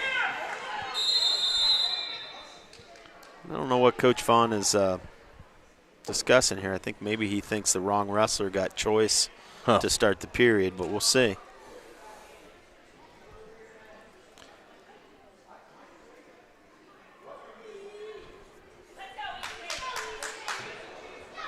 The officials conferring after that conversation.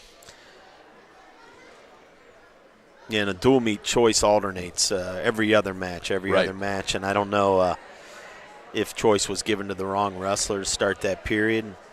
I think the Indian Valley coach is saying, I'm okay with it. Let's just keep wrestling. Right. But we'll see if that's what the referees decide to do, or if they restart the period. We're going to bring both coaches to the table here to discuss it. Well, you can see how dangerous Cook was there. Miller, all he had was a nice little tight waist and started to throw a half, and Cook just rolled him right through. And, you know, first time they wrestled, that third time they hit one of those rolls, Miller was not able to prevent himself from going to his back. So we'll see what they choose to do here. It should be Miller on bottom here.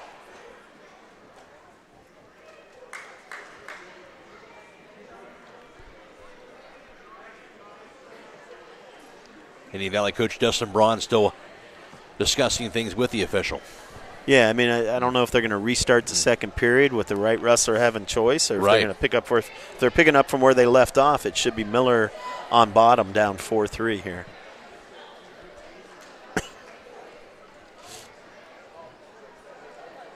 (27-25) West Holmes here in round one. Winner moves on to take on Miami Trace. Of course, the right overall to try and win tonight to move on to the state dual meet. That'll be this coming Saturday at Louisville. Yeah, and that'll be the top 8 teams across Ohio in Division II. So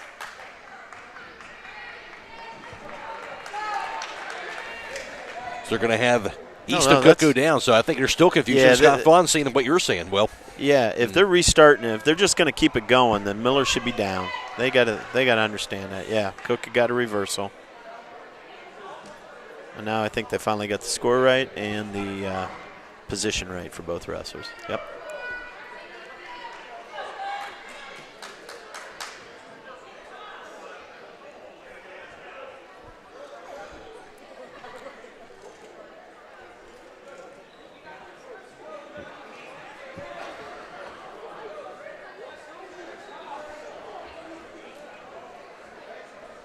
Official checking things out at the scorers table. Yeah, I don't know if the Indian Valley coach thought maybe he should have had back points on that last time. I didn't see any back points awarded. I just saw a reversal because Miller was in a little bit of trouble and looked like he was able to roll through and get back to his stomach. This doesn't seem that complicated. I mean, just from sitting up here and looking at this. If you're going to start it from where it left off, this is where it was.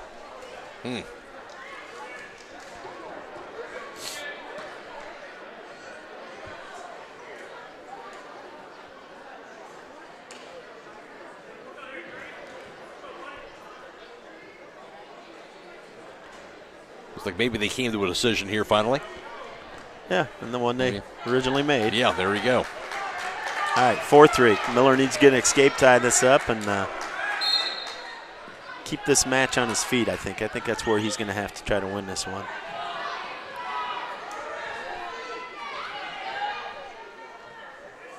Get some hand control as you come up, Miller. He's got a cradle lock now. You got to fight that cradle. You got to reach in and free that hand. You got to fight it. Oh, if he gets his hips down on the mat, this could be trouble. Easton Cook trying to turn him. Yep, and he did. And he's going to stack him. Miller's going to fight through it. And he's going to get 2 back, but he's going to get 2 reversal. It's going to make it 6-5. Miller's going to be down. And I think he did the right thing cutting him loose, getting back to his feet. 7-5. I think that's where you need to wrestle this next 2.5 minutes if you're Miller, is up here on your feet. So 7-5, Easton Cook over Grant Miller as we speak. 40 seconds in the second period. Looking like somebody wants to go for a headlock here. Be careful.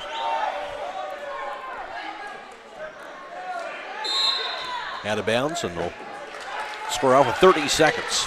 Yep.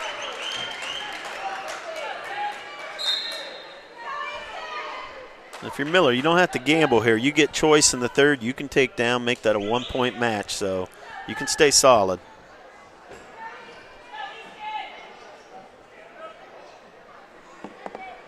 $15 seconds. Don't force that shot. Don't force that shot. Right up to a bear hug. See if he can finish this.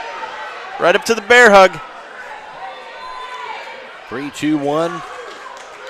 Nothing. Yep. 2 points there is the Indian Valley coach wanted that. Nope. Yep. Official shaking his head no. Now it's West Holmes' choice.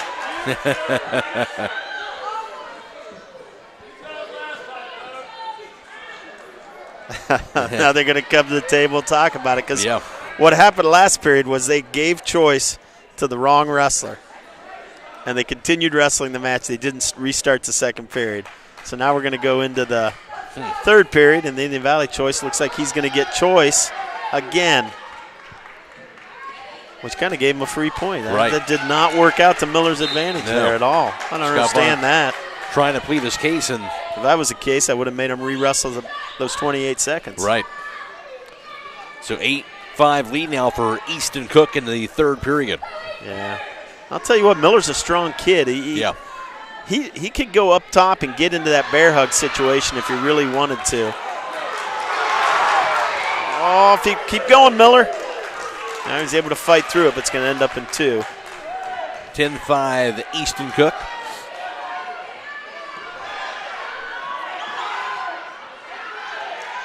Grant Miller trying to get up. Ooh, he's got that cradle locked. You got to get hands when you come up. Nothing there. That's twice, though. Miller's tried to stand up without hands, and Cook has locked up that cradle. Right. So 1:04 to go, third period, a 10-5 lead for Easton Cook.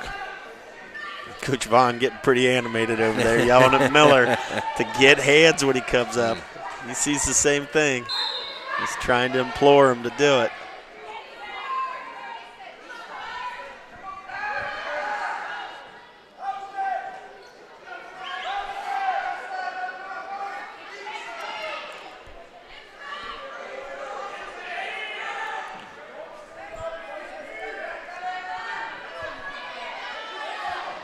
There we go. It's a little high. See if you can. Oh, boy. Final 30 seconds of the third period.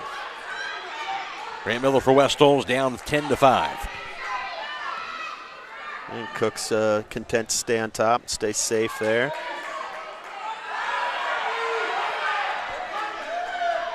About 15 seconds.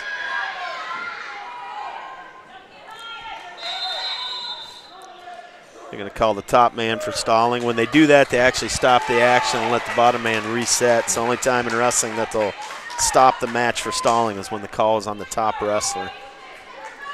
10 seconds.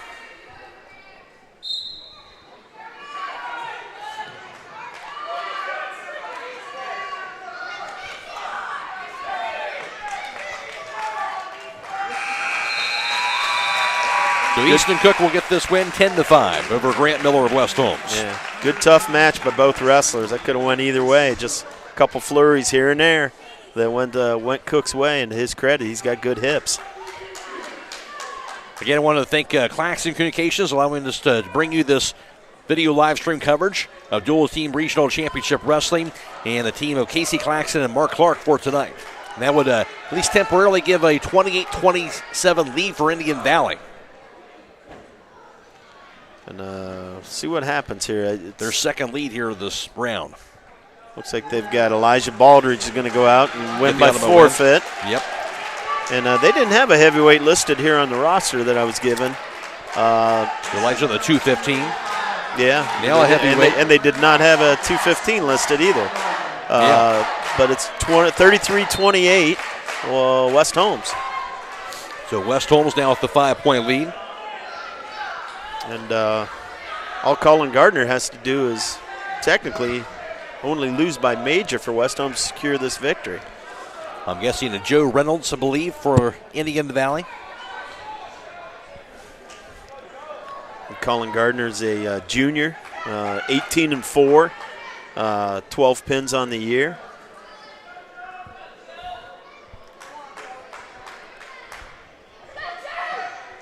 The all-important heavyweight match. West Holmes a 33-28 lead. Boy, Minute 20. Yeah, and I'll tell you what, it usually doesn't come down to it like this, but it's winner take all at heavyweight. And anything can happen when the big boys are out there because you get 275 pounds on top of your chest, you may not get up. Right.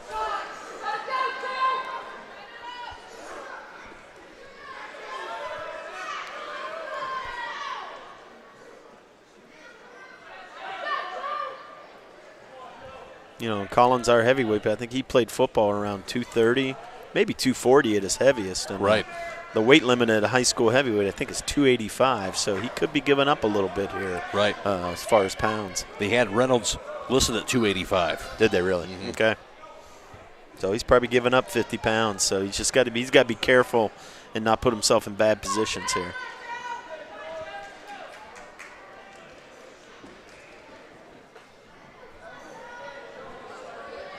Scoreless early on. First period, 20 seconds.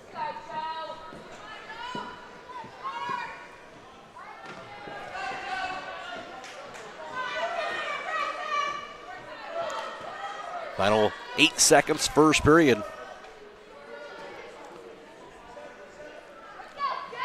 And we are scoreless as the first period comes to a close.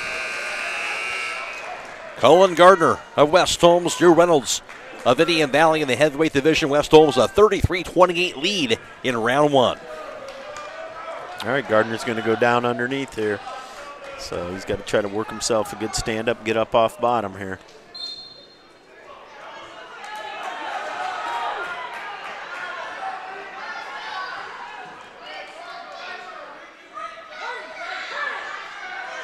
Good stand-up. There we go. Back up to his feet. So Gardner will get a point there. Colin Gardner, a 1-0 lead. If you're calling Gardner, you don't want to take a shot and go underneath here. You want to take a good position. I like that. Work at underhook. Maybe see if you can get a little shuck and a go behind. But wrestle safe. Don't wrestle underneath this guy. Don't carry his weight. And stay out of those situations right there. Chest to chest, over and under. You don't need to be there. Joe Reynolds, a senior for Indian Valley, and Gardner, of course, a junior for the Knights.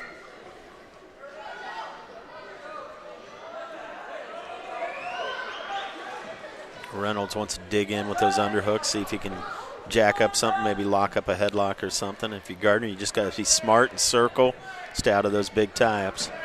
Use your quick feet. Got a minute left in the period.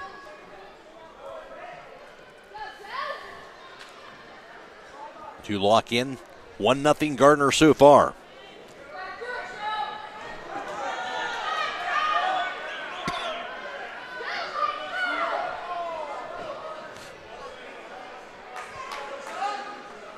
Final 30 seconds of the second period.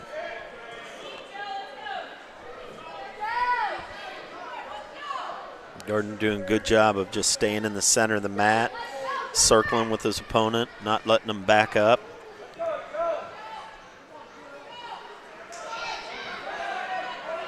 Ten seconds.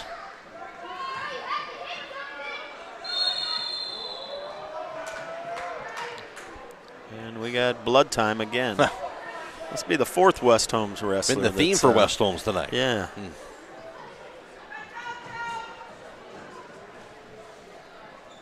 A lot of times that's just kind of a bump in the right spot, or just elbows, heads, a lot of things, and whichever. Yeah. But yeah, it's been pretty one-sided on that end of the stat sheet tonight. Blood time definitely not working to West Holmes' advantage. Well, we thought they had a chance this to be a very good round here between these two teams. It's been that way so far, Will. It has been. And I think Scott Vaughan knew that. He knew that the match was going to be closer than what that dual meet was saying. And they got a couple wrestlers back, and they've wrestled well. And I'll tell you what, it's been a lot of ebb and flow. A lot of, everybody's studs have done what they were asked to do, which is get them the fall points, and it's lived up to its billing, and here we are. Two heavyweights get to decide it. 2-1, and that'll do it for the second period. Colin Gardner, a 1-0 lead, narrow 1-point lead so far as we go to this third period. Okay, now they're going to take bottom here. If you're Colin Gardner, you want to be careful. You don't want to get rolled. You don't want anything like that. If you feel yourself getting in any trouble, cut them loose, go back to your feet.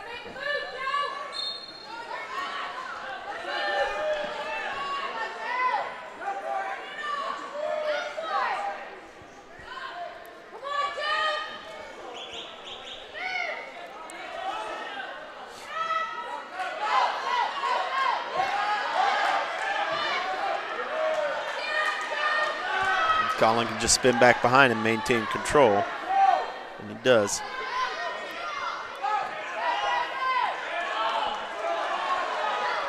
Just got to be careful. You don't want to get too high. It's all about keeping good forward pressure, breaking that guy down so he's not in a base so that he can roll you.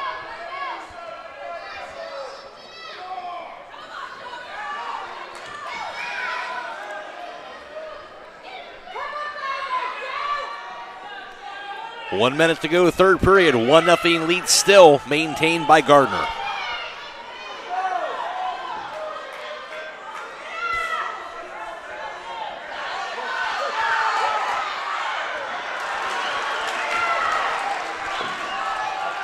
"45 seconds.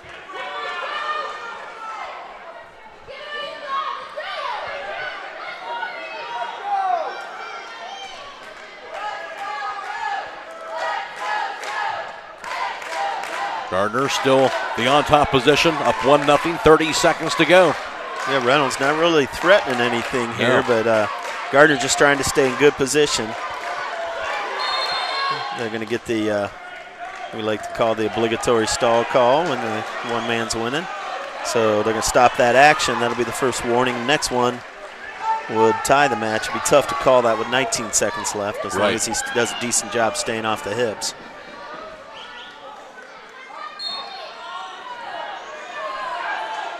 There you go, drive him forward. There you go, break him down.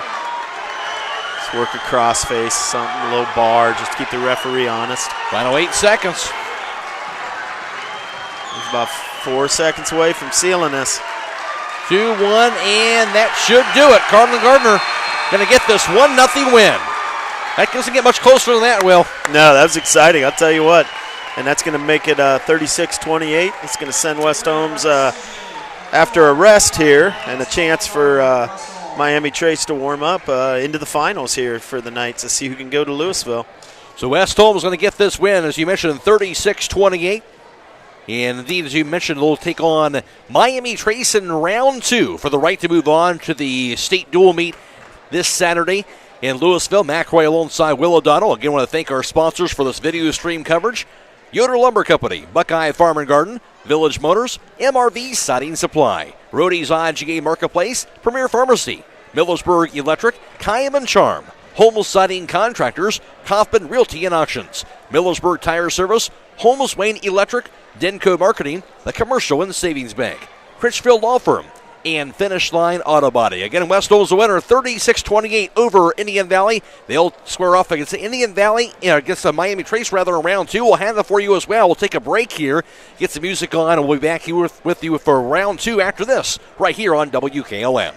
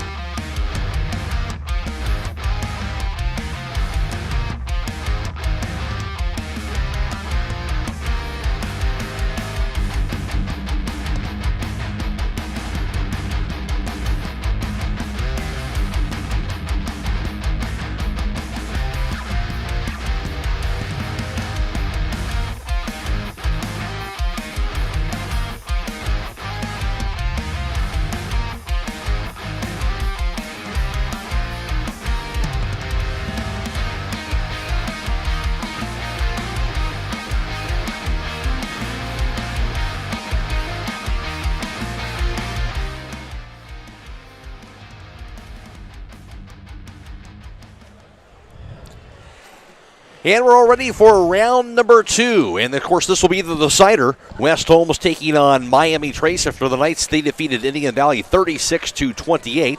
Thank you very much. And that allowed them to defeat Indian Valley and move on to take on Miami Trace here in round 2 for the right to move on to the state team dual meet. That'll be this Saturday, and that'll be at Louisville High School. And for the Knights, it'll be getting things started in the 106-pound weight class. Brady Smith, I believe, right? No? We'll start at 113. Excuse me, Mason Taylor, rather. Okay, Mason Taylor, who got a win over Indian Valley 8-5 in his meet earlier this evening. So start off at the 113. Mason Taylor, of course, a junior for the Knights.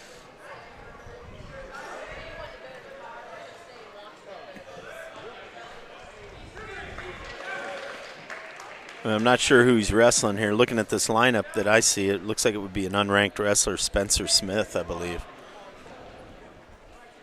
But I'm not sure how many people they weighed in at that weight. And they also had Hunter Johnson and Corbin Melvin at 113, so not sure. Ben Fondale, the head coach for Miami Trace. Or Scott Vaughan for the Knights. Yeah, and because this is the second dual meet of the night, they started at 106. This time they're going to start at 113. So that means we'll end the night at 106. I see. So. Mm-hmm.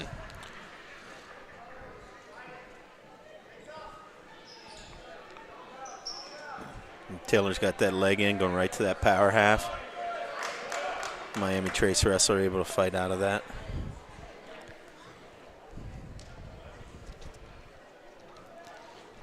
Mason Taylor, a 2-0 lead early on. 45 seconds to go in the first period.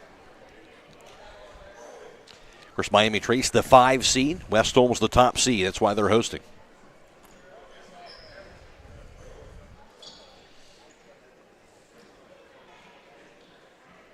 Yeah, Miami Trace got, I don't know what their team record is in duels, but they look at about 6 kids ranked in the state on this lineup. So this will be another good dual meet for West Holmes.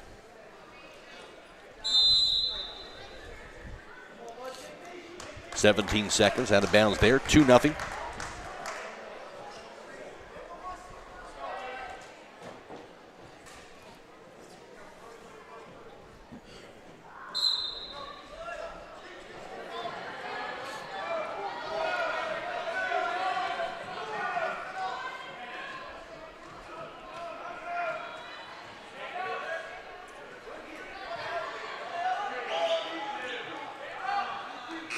And that'll do it for the first period. 2-0 advantage for Mason Taylor of the Knights.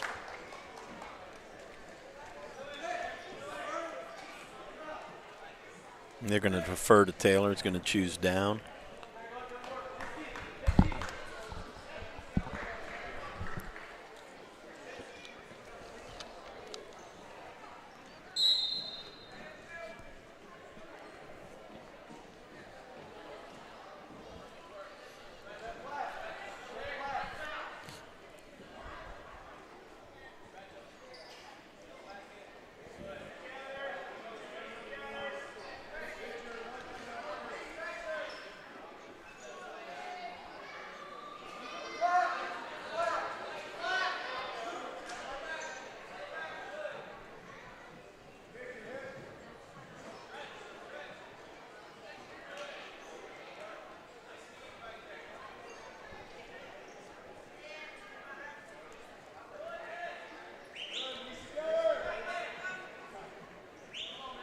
Still 2-0. Mason Taylor with this hanging on to the 2-point lead right now. They're in the 1-minute mark of the second period. Yeah, Miami Trace wrestlers got the legs in, kind of stretching Taylor out here, working some power halves, and Taylor just kind of underneath there taking it right now. I know he'd like to get back up on his feet where he's been pretty dominant.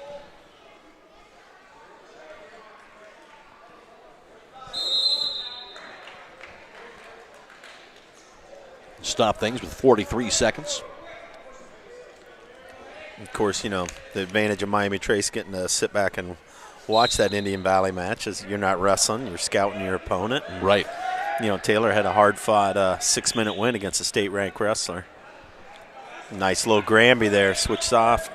See if he can convert this into points. Nothing yet here. If you're the Miami Trace wrestler, you'd love to get a stalemate out of that, but Taylor's going to get his 2. 4-0 Mason Taylor.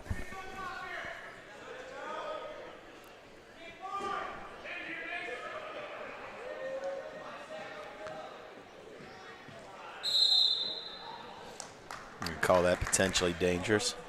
Anytime a guy has a leg in like that, if you can get to your feet, they're probably going to stop that hold and reset the wrestlers.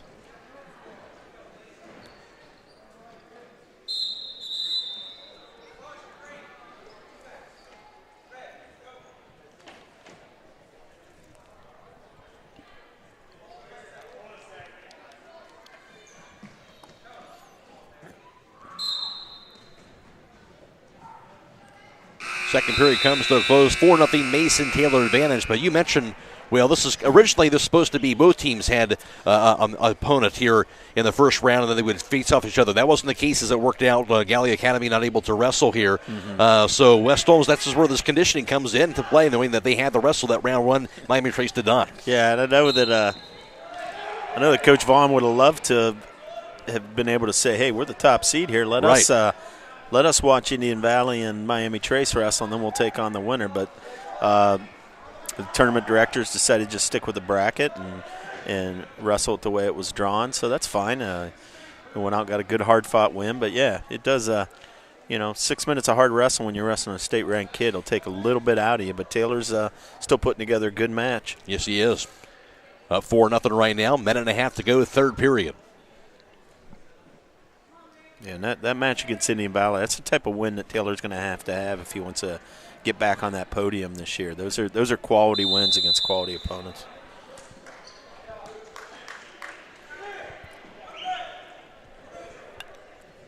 Taylor's going to let him go here and try to score some more points on his feet.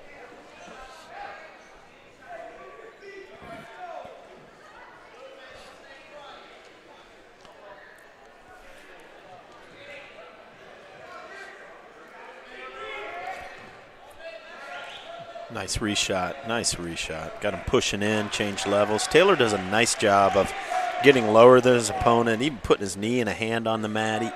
He really makes it tough to get up underneath him and defend his shots because he comes at you from all different levels and all different angles.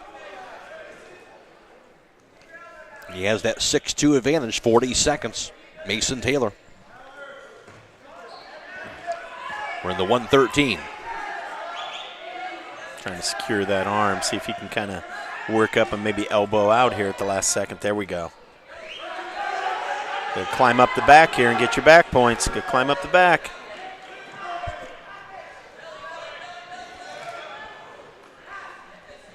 No points awarded yet. He'd like to try to get him to his back here off this takedown if he could. Final 6 seconds. 2-1 in. That'll do it. Mason Taylor going to get the 6-2 advantage in victory. And if you're Miami Trace, you'll take that. I mean, that's the 3-point decision for the team points, and probably feel like you dodged one there against a state-ranked wrestler and a returning placer. So West Holmes up 3-0. Wrestling now at 120 for Miami Trace, Corbin Melvin, and for West Holmes, Brady Toy.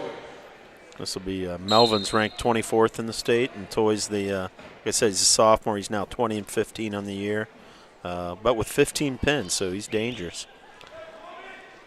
So Corbin Melvin, the 120 for Miami Trace.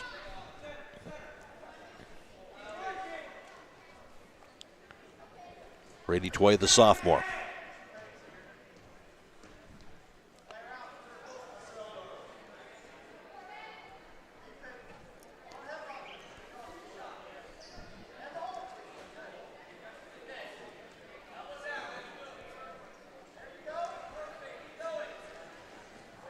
Nice job. Melvin chasing that to the left and coming back and shucking it to the right.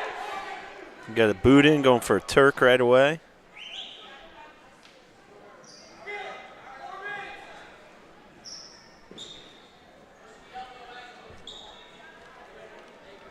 1 minute to go first period in Corbin Melvin of Miami Trace, a 2-0 lead early on over Grady Toy of West Holmes. Knights lead at 3-0 here in the second match of round 2 with the right to move on to the state dual meet. That'll be this Saturday at Louisville.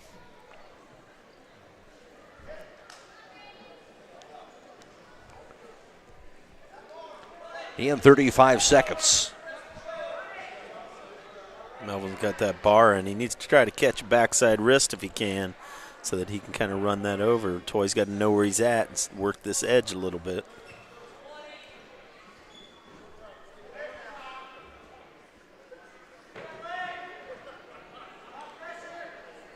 Final 15 seconds. We're in the first period.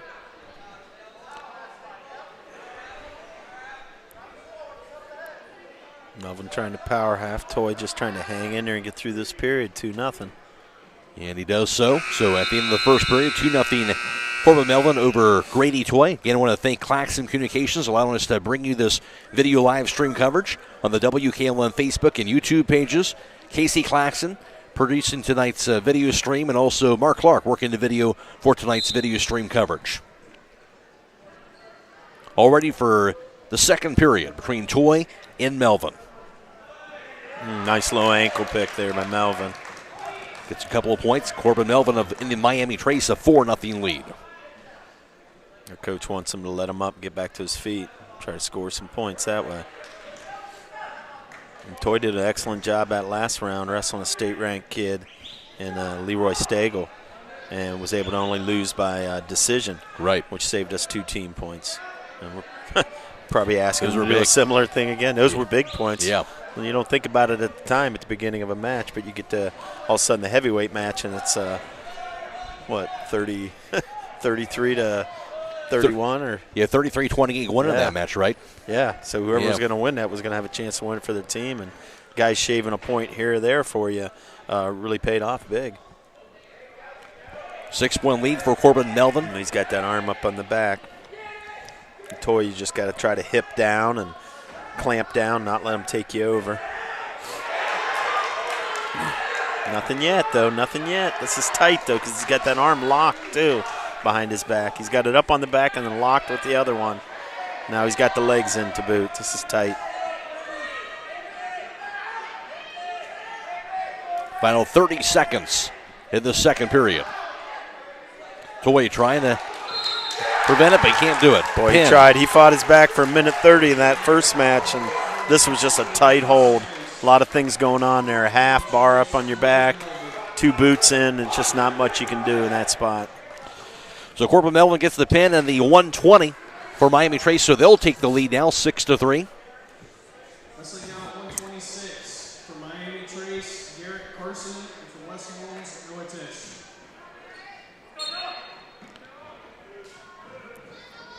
So Garrett Carson at 126 for Miami Trace. Tish right in on a single, switches off to a double. Nothing yet, but he's got a good opportunity here to cover. Got to cover that leg and then work up top. Noah Tish, senior for the Knights. Oh, he's got a cradle lock to see if he can take this back. He's got to get in good position. No, don't roll across your own back. Now he's got it because he got the arm out.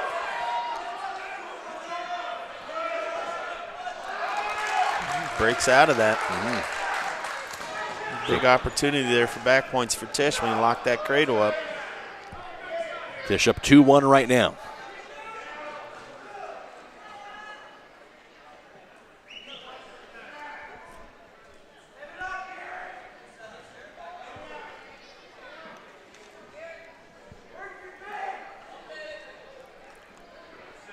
One minute to play first period.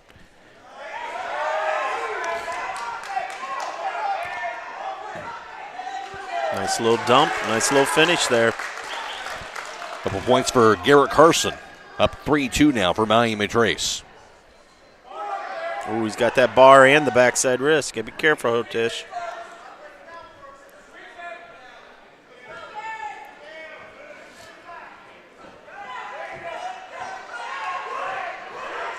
Ooh.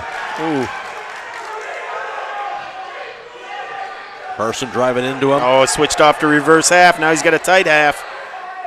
Good job, Tish, fighting that through because that could have been trouble. It's 2 back.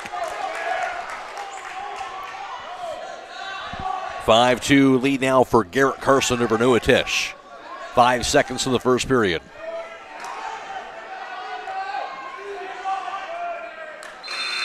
The first period comes to a close. 3-point advantage, 5-2 for Garrett Carson and the 126 of Miami Trace over Noah Tish of West Holmes.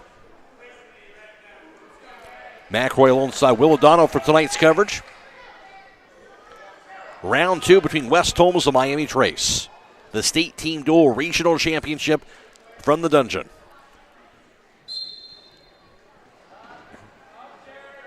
Carson chooses down. We'll see if Tish can lock up that cradle a second time and this time put him on its back with it.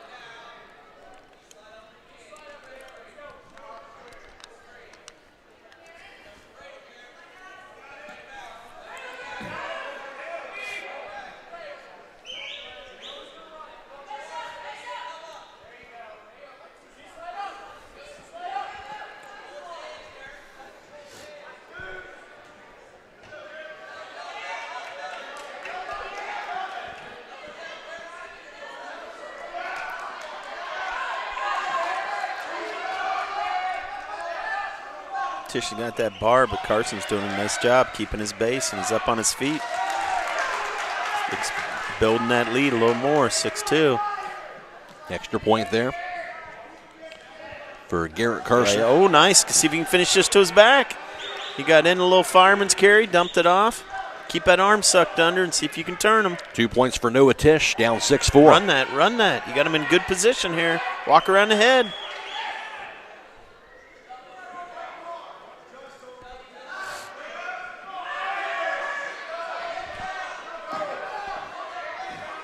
Tish got that crossface. See if he can run something from this.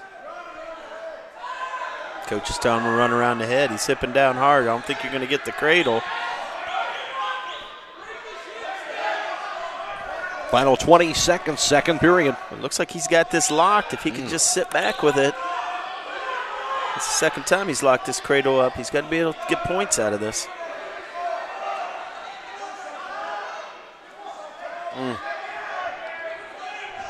You're still in control. You can expose his back here and get a count. You got a 1 count. You got a 1 count, but that's not going to be enough. The second period comes to a close, and Tish down 6-4.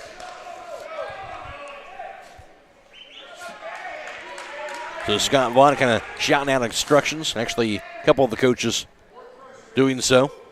Yeah, well, Tish is going to get another opportunity to lock that cradle up and see if the third time's a charm here. But kind of surprised they actually went down. I know they want that escape point, but they've been locked up twice in that cradle.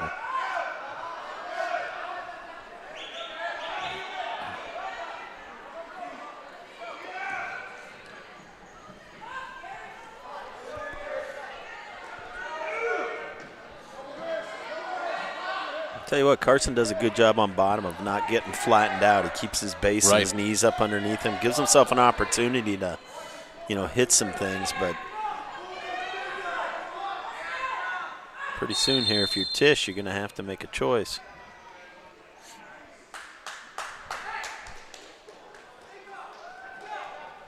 So there's a point for Noah Tish, down 6-5. Well, there was a penalty point that time. Yeah.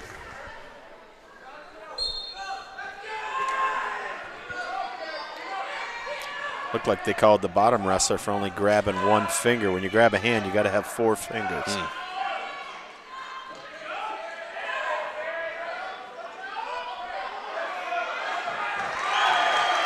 Well, there it is.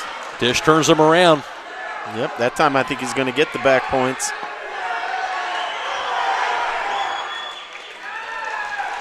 And it's going to put him up 7-6 with 50 seconds left.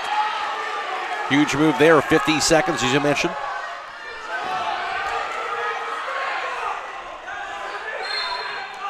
Call him out of bounds, give him a fresh start here. When that penalty point was big. So what are you doing thinking here? Your Noah Tish, final 44 seconds, your 1-point lead. You got to ride him out. You haven't been called for stalling, so you don't have to be concerned about that yet. But you just got to keep some good pressure.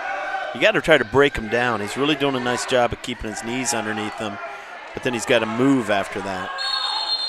They're going to call another penalty here.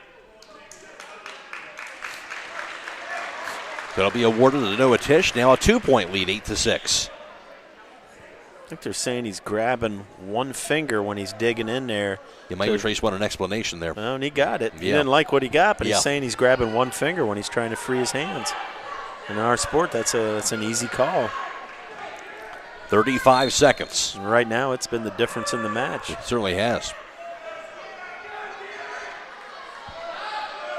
You Tisch, just stay good position. Don't ride on your knees. Keep your weight going forward. Don't get too high. You should be able to ride this out. Carson trying to break out of it, but Tisch not allowing him to do so. 13 seconds. Well, Tisch looks like he's got a little bit of a half here. He's got a chance to run it over. He's got the wrist now. Referee's making sure he doesn't have a full Nelson. 2-1. That's going to do it for the third period and for the match. And a hard-fought victory that time, Noah Tisch. Yeah, back and forth match. Difference being 2 penalty points there on the bottom wrestler for grabbing a finger. That's not something you see happen very often, but you'll take them any way you can get them, and that's going to tie this match up at 6, I think. Certainly will. 6 apiece. So key win, Noah Tisch for the Knights, defeating Garrett Carson of Miami Trace. Now to the 132. Morgan Smith, the freshman, of course, for the Knights. Wrestling now at 132 pounds for Miami Trace, Riston LeBeau. And for West Holmes, Riston LeBeau, the 132 for Miami Trace. Yeah, and they've got him ranked as a 34th ranked wrestler in the state in his weight. And for Morgan Smith, it doesn't get any easier. He wrestled a tough match last round, though, also against another state-ranked wrestler. Certainly did. I think that match was 5-2. He gave up a takedown right at the end. Let's see what LeBeau can do here. No points awarded yet, but Smith's not in a great position. A couple points awarded to LeBeau. He's up 2-0.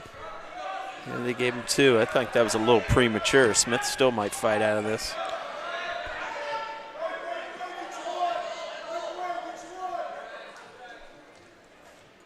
Nice job. Nice job working up and getting that. So Smith will get that point, down 2-1. So with both these guys, similar body builds, kind of a tall, lanky build at this weight class. Nice little ankle pick. You got to watch this. Go right to back points. 2 points for LeBeau. Now a 4-1 lead for him. They'll stop him there with 45 seconds. Tied at 6 in round 2 between Miami Trace and West Holmes.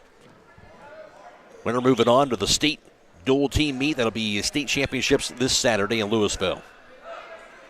Yeah, and that first round will be the state quarterfinals. So you're one match away from being top 4 in the state.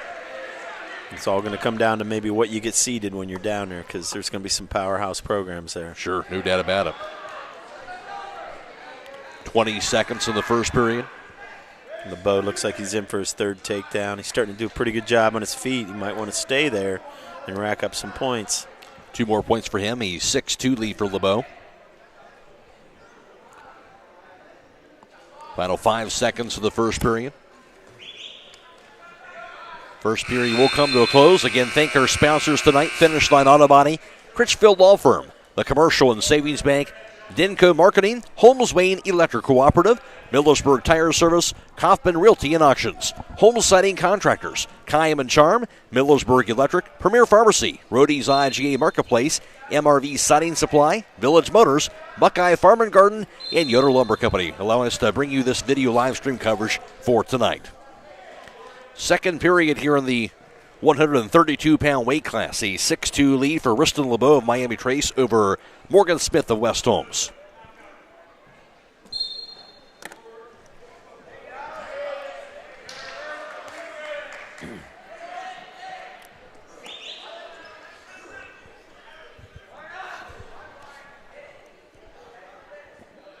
Couple more points for LeBeau awarded to him. He has now an 8-2 advantage.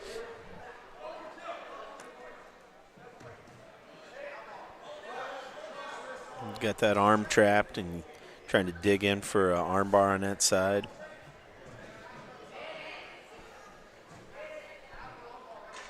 Got the leg in, see if he tries to go for that tilt. Yep, there it is. Dig that elbow in and see if you can push back. He's pretty active on top. He's always looking for a bar. He's looking now. He's stepping over the head. He's making Smith really work. Yeah, watch that. Got a hold of that arm with. Yeah, got in a little awkward position. Referee's on that right away. That's probably the biggest difference between high school and college wrestling. College, they're probably going to let you break that arm. Right, yeah. High school, they'll be kind enough to stop it. I'll tell you what, Morgan Smith's done a nice job tonight against some quality wrestlers. I like what I see from this freshman. Growing up quick. Yeah, he's being forced to in this weight class. Like I said, he's not wrestling 106 or 113. He's wrestling juniors and seniors, and he shows some flashes. There's some things he does out there that most second-year wrestlers aren't able to do.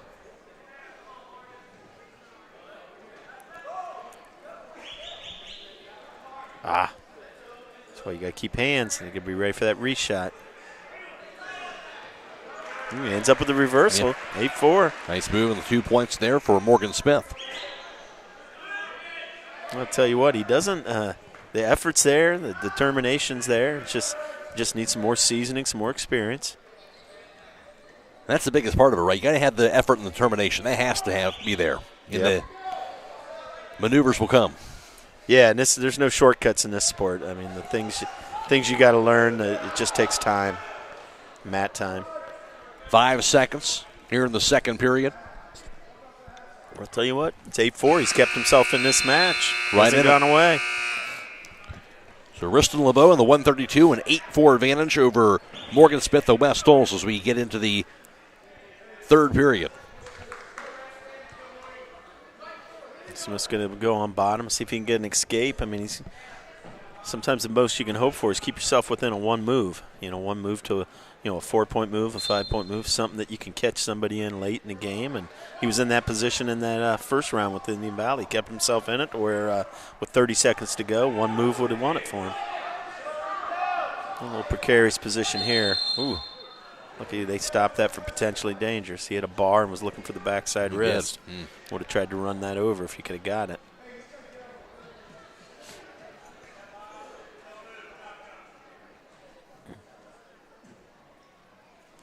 We'll get a caution there on the top guy. Bottom guy and top guy, you got to get set and you got to wait for the whistle. First caution doesn't mean anything. It's just a warning. Second one will cost you a point.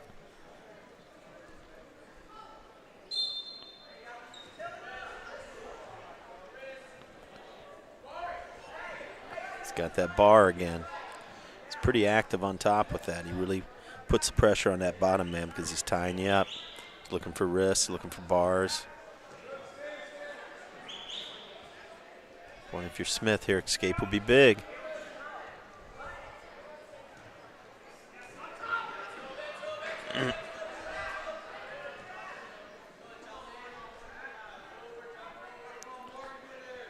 Try to work up, everybody's on the edge. Just out of bounds. Tell you what, I like that too. You see him sprint back to the middle. He gets set right away. Put that pressure on that guy. If he's feeling fatigued, don't give him a chance to catch his breath.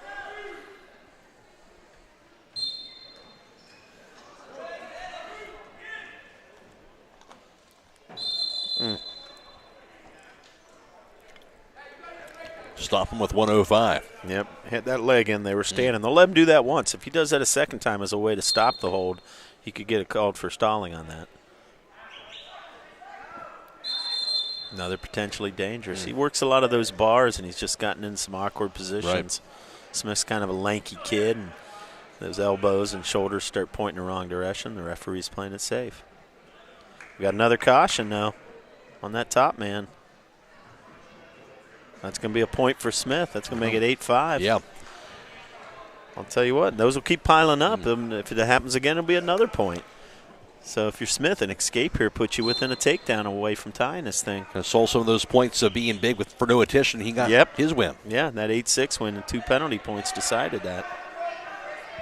I'm not so sure if I was a Miami Trace wrestler, I'd be rolling across my back here. Right. Only up 3. I think I'd be trying to stay a little more solid. Back to his feet. Let's see if he can get the escape. He did. He did indeed. He's right in on the leg. Let's see if he can finish it. Drives he did. He tied it. How about that? No hesitation. Coach does let him up. He's going to go for the win. He's going to go for the win. They give a point for. Yep, it's 9-8. He's down. Right to that ankle pick. If he gets this, he's going to stay on him. Now you're not getting up. Now 2 you're points not getting up. Stay on him, for Smith. Up 10-9. Stay on him. Oh, get out of bounds, Smith. Oh, he got reversed with 10 to go. 2 points for LeBeau up. It's 11-10. He was up. Oh. 4 seconds. 3, 2. Wow. That's a heck of a match. I'll Certainly tell you was. what. Back and forth. Yeah, I'll tell you what. He period. got that caution. He got that escape, and he was shot out of a cannon. When he got that escape, went right after him, got the takedown. Kicked him, kicked him, and got the second takedown to take the lead. I was actually thinking maybe he'd try to ride it out and go to overtime after the first one, but a lot of determination and effort. Great match against a state-ranked opponent for Smith. An 8-4 going that third period, right? Yeah. So yeah, had the lead there a couple of times. No quit. So 3 points for Miami Trace. They have a 9-6 lead overall over West Holmes. This would be Dylan Strauss. I think this is Aiden Johnson. Don't know anything about his record here. I don't see any rankings beside his name. Of course, Strauss ranked 9th in the state and win by fall in that first round against Indian Valley. So this is the 138-pound weight class. Yep, looking at Johnson, he's a pretty put-together looking kid. Strauss coming out, digging in. Watch the barrel roll. Watch the barrel roll here. Strauss got to try to get that arm free so he can't get rolled.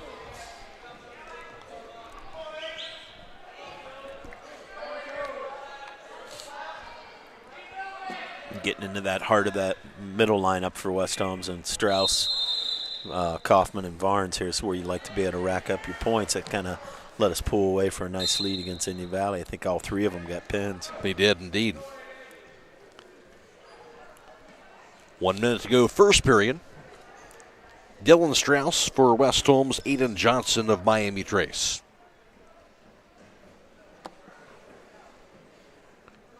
I'll tell you what, I was a little concerned that last match watching Strauss. How would his conditioning be? Because there's no substitute for mat time for wrestling, keeping that mat conditioning. And he looked strong as the match wore on. In fact, got the fall as the match wore on. And it was against another state-ranked kid. So good sign. Yeah, very good sign, too. It's good to see him back on the mat. He's really, he's like I said, he's one of those seniors. He's one of those kids that wants to be a state placer. He was a match away last year, and anything short of that would probably be a disappointment for him. 2-0 lead, Dylan Strauss right now. 10 seconds to go, first period. Oh, nice. Nice job. Trying to drive him forward. Yeah. Felt that switch, adjusted his hips, got himself some back points. I'll tell you what, he's a very complete wrestler. If you look at the things he does, I mean, on his feet, on bottom, on top, he really knows what he's doing out there. Yeah, he can score in all those situations, and really forces you to wrestle a complete match to try to beat him.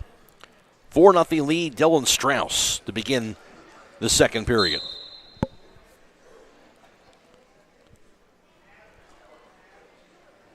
West Holmes down 9-6 overall in round 2 versus Miami Trace.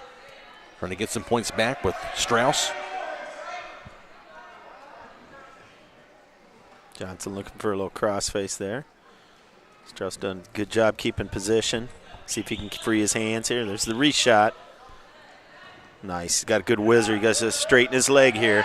Straighten his leg here, and he'll be able to break free of this. And he did. He's going right to a little cement mixer of his own there for a reversal. 2 more points. Dylan Strauss up 6-0. Tell you what, he's got that half in there. If he can get his hips in front and break him down.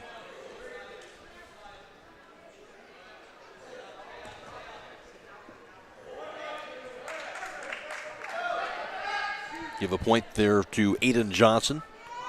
Now 6-1 Strauss. Under a minute to go, second period.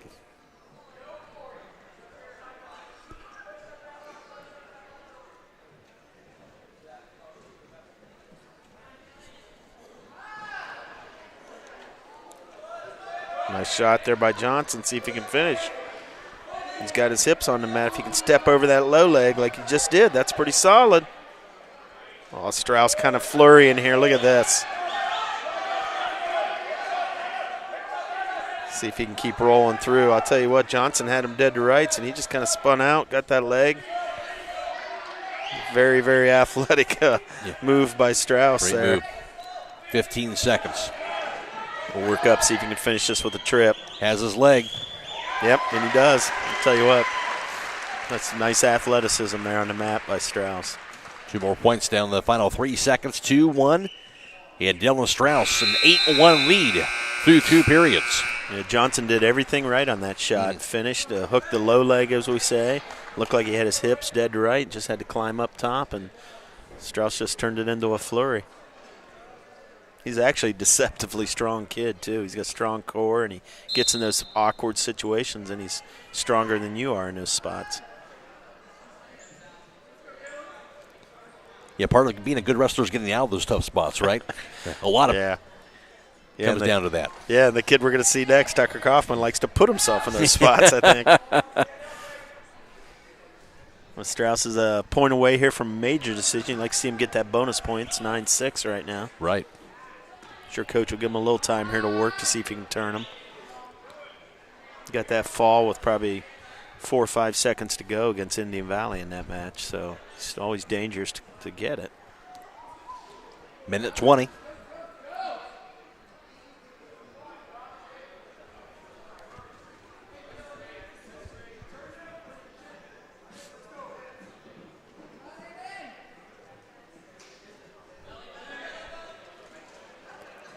One minute to go, third period. 8-1 Dylan Strauss. Gives up the escape here. Now you need that takedown to get yourself that major decision. So if you're Strauss, one good takedown and then just ride out the period if you can.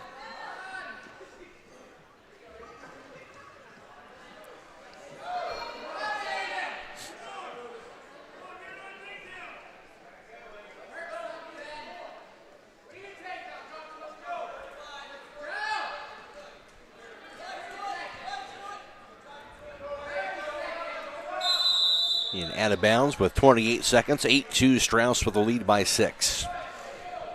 Strauss, you got to push here. We need to get this extra bonus point here on your feet.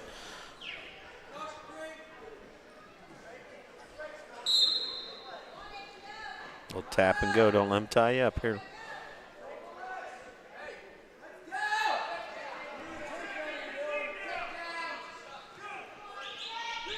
About 15 seconds here. Running out of time, Strauss. And now he's floating to the edge on you a little bit. You try to work in the center if you can. About 7 seconds.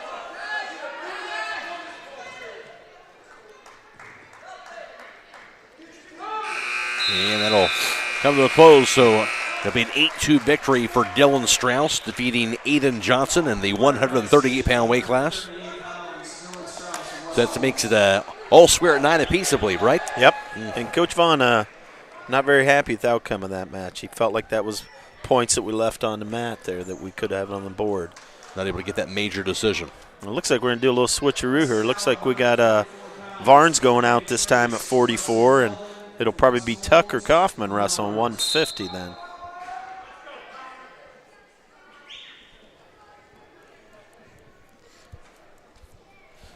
Barnes, of course, a pin in the Indian Valley round.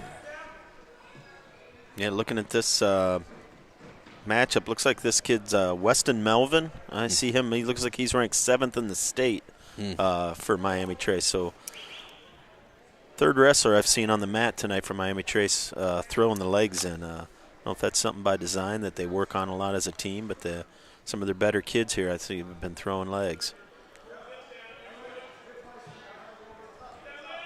Barnes has him in a little bit of an awkward situation here. He's up underneath that leg. Let's see if he can get this into points for himself. Don't let him lace it. Melvin looks like he's got it back in, though. And he's got a tilt. He's going to get some back points here. You're not going to pin him with this, but you're going to definitely expand your lead.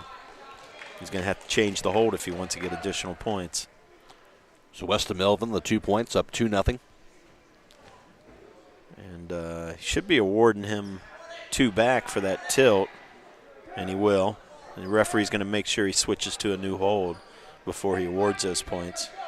But now he's got a bar and he's got a wrist locked up. If he can get out to the side, he's got a chance to run this over.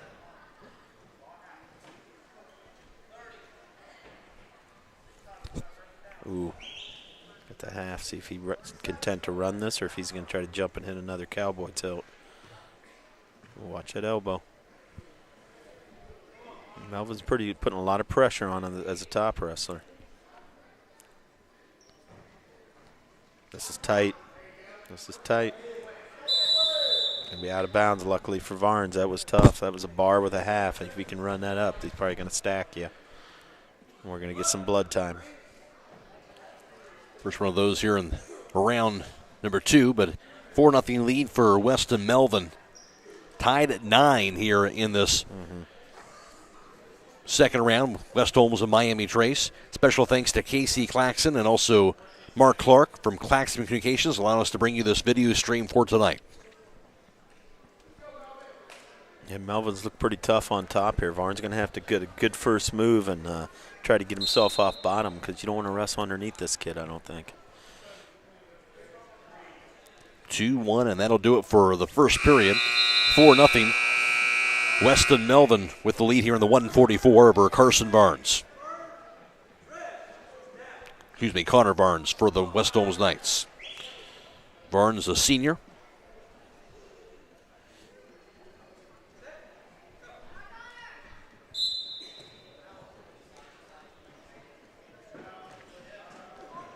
Barnes got a boot in, see if he can work that power half. He was able to turn his opponent with that last round.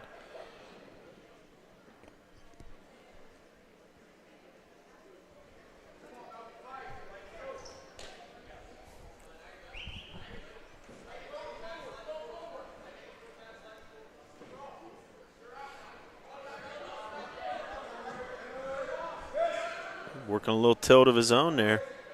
Melvin able to fight that off.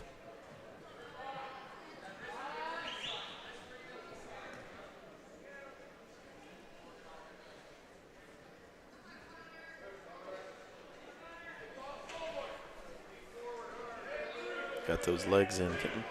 Just got to be careful not to get too high and don't fall off the side there.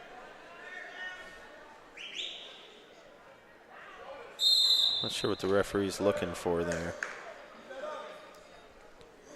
Stop with 1:01. Second period.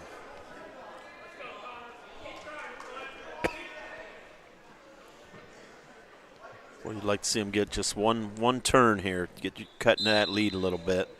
He's got choice in the third. Melvin's got that arm up. No points yet, but he can walk up here to an escape. Russell's underneath, so there's no change yet.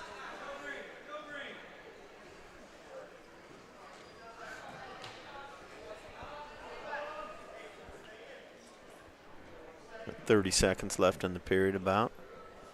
Varne's in a little precarious position here, but Melvin did him a favor by shooting like he did. Otherwise, if he'd have just squared up, I think he would have got the escape point awarded. Stopped him again with 24 seconds. Melvin up 4-0. Yep, just signaled stalemate there. No change in position for either man.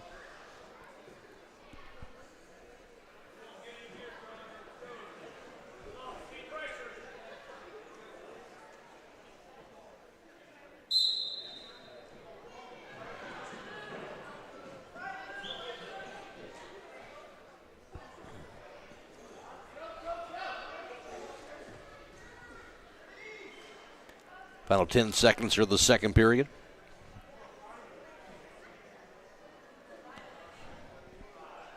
Both men doing a pretty good job on top, keeping the pressure on.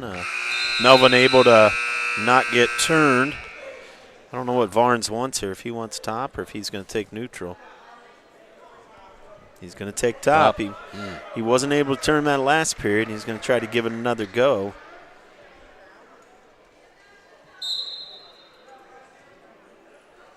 Melvin doing a good job getting to his feet. He's got to get some hands there. Try to fight those hands. Referee looking for a locking hand, so no call.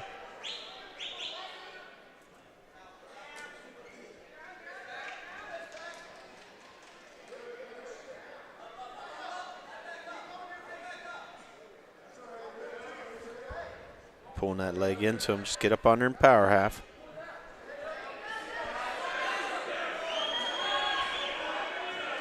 His hips are kind of falling off here. He's not in great position. If Melvin can get his hips higher and shake him off, if you're Vaughan, you probably just want to try to hang on and get a stalemate.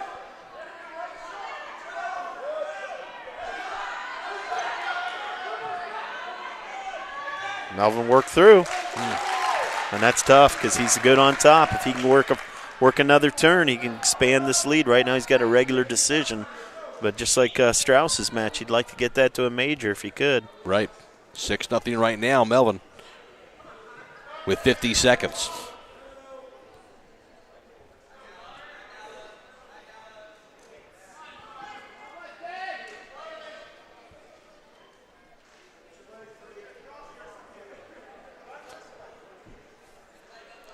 Final 30 seconds.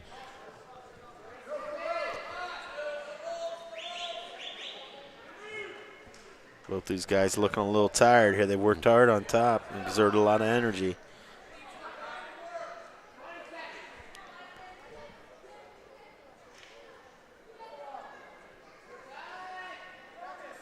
Final 10 seconds. Vaughan's trying to not give up any more points here. I think he's going to get out of the period, but unfortunately he's going to take the loss 6-0. Right. So a 6-0 win for Weston Melvin in the 144 as he defeats Connor Barnes of West Holmes. That'll give Miami Trace a 12-9 lead as we kind of go back and forth in round 2.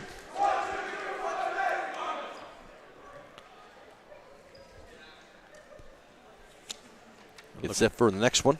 Yeah, look at this. Looks like I'm not sure what they're doing there with Tucker Kaufman. Maybe they're bumping him up another weight. This looks like Blake Norman.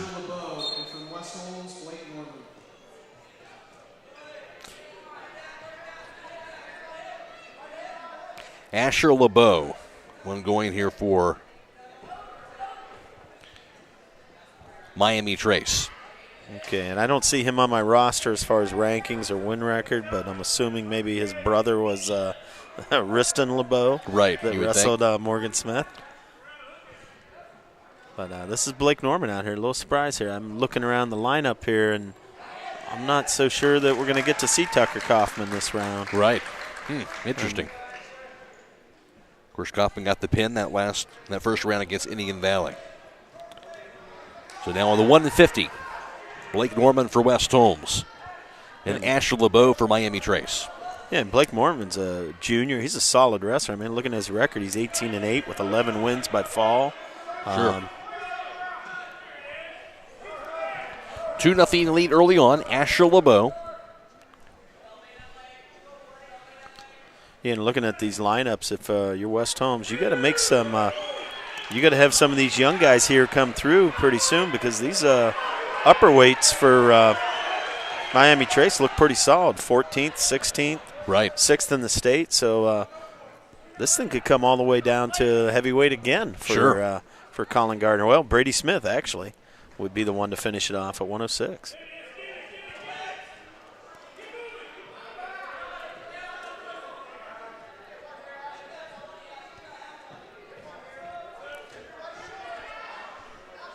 Tied at 2. Couple points for Blake Norman. 14 seconds to play in the first period in the 150-pound weight class. 12-9 lead for Miami Trace overall here in round 2. Oh, Norman's got him on his back right there at the edge. Just did get out of it. He's only going to get 2 back, though, but it's 4-2. So 4-2, Blake Norman as the first period comes to a close. Matt Croy alongside Will O'Donnell for tonight's video stream broadcast. Thanks to Casey Claxon, also Mark Clark from Claxon Communications, allowing us to bring you this video for this evening. West Holmes against Miami Trace down in round 2 of the Division II Dual Team Regional Championship. Norman's on his back this time. I'll tell you what, this has a feel of one of those matches that when we're done with it, 150 might tell the tale. Right.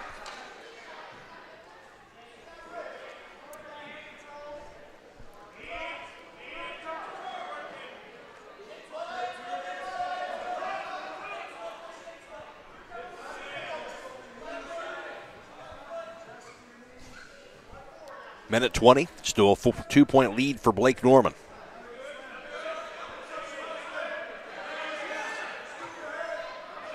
And Norman's he's got him in bad position. Not great position for putting legs in. His hips are high. He's falling off the side. Norman's doing the right thing. He's getting his hips up in the air, and he's kind of shaking, trying to get him to fall off. And he does. He gets the reversal. 2 more points. Blake Norman up 6-2 now.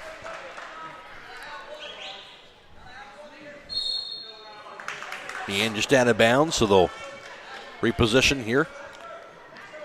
Center of the mat, 47 seconds to go, second period.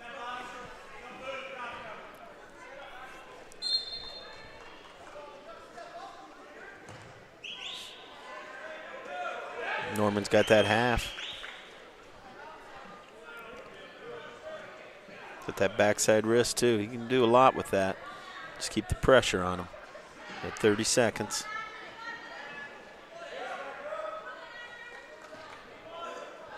Just no big moves here. Don't let him back in the match. Oh, boy. Oh, boy. If he can keep that leg, he might have hooked it. Might be giving him a headlock here. This could be reversal and points. Let's see if he can bridge out of this. 5 seconds. Oh, that's tight. Referee can get in position. They might get the call. 1-0 and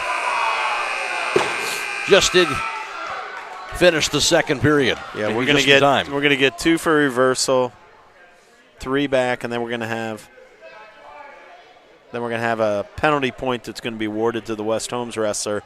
That headlock, he lost that arm, and all he had was the head there, so the mat judge was able to catch it. So it should knot it up at 7 here, because it was 6-2. So it should be 7-7.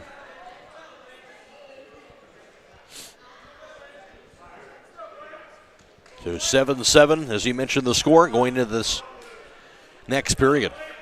Well, they're going to have to hold up. Both coaches are up here looking at the scoreboard. They do everything on these iPads now, so we don't have video review. So if anybody thinks they're up there doing a review, they're not. We don't have that in high school. But what they are doing is making sure they got the score right.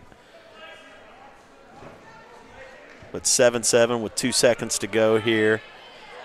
And then I think in the third period we're going to have choice awarded to the wrestler from Miami Trace. So third period tied up at 7 apiece. Asher LeBeau in the 150 for Miami Trace. Blake Norman for West Holmes, the junior. Boy, and if you're, a little bit of trouble here. You know, your back's exposed. You're still in control, so they could be counting. That's going to, I'm not sure they're going to give the points there. He's underneath that leg, so now he awards it. And it's going to be 9-7. Pretty evenly matched wrestlers here, both kind of rolling around. This has got a field of one that's got a lot more scoring left in it. 9-7, Asher LeBeau. I think Norman's going to get a chance here to get the reversal. LeBeau's going to have to be careful he doesn't expose his back here.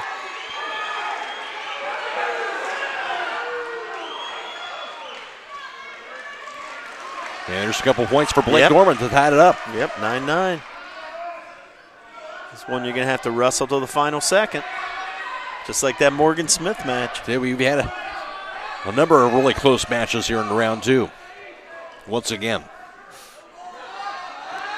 Both these guys are getting kind of sloppy with their hips when they're on top. They kind of, as the top wrestler, they kind of lay their hips on the mat, and the opponent's able to kind of hip in and leg over them.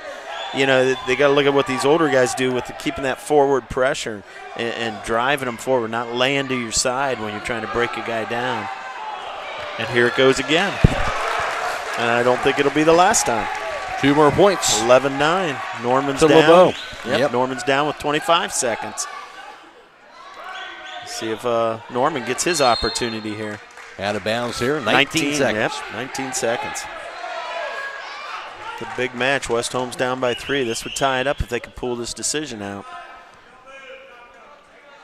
And Coach Vaughan looks like he has to do this without one of his big guns, Tucker Kaufman. Yeah. Tough loss with 16 seconds. Norman's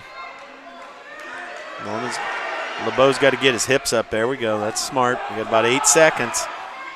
You know, you cut them loose if you get in trouble. You don't have to try to hold on. And they did. It's the right thing to do. It's the right thing to do. 1 point to the end, but not enough for Blake Norman. So 11-10 victory for Asher LeBeau over Blake Norman in a 150-pound weight class. So that gives a 15-9 advantage for Miami Trace. And this is freshman Cole Porter. 160 or 157. Ethan Monroe from Miami Trace and Cole Porter from West Holmes. Ethan Monroe. And like I said, I think these are both unranked wrestlers, but this will be a freshman going out there trying to get his team back in it. So Ethan Monroe and Cole Porter for West Holmes.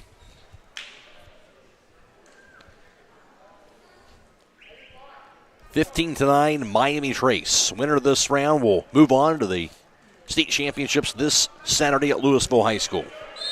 Good reshot there by Porter, but on the edge of the mat.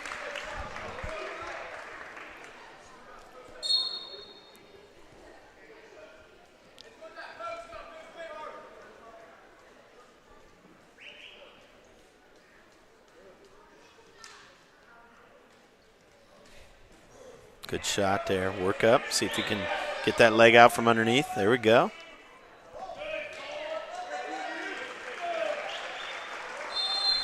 Couple points awarded to Cole Porter.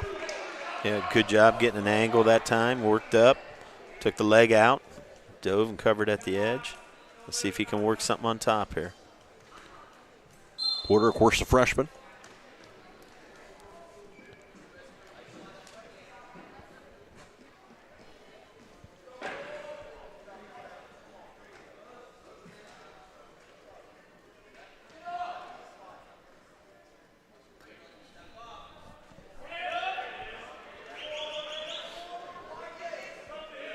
Got a cradle locked here. He just needs to get the leg underneath, push back.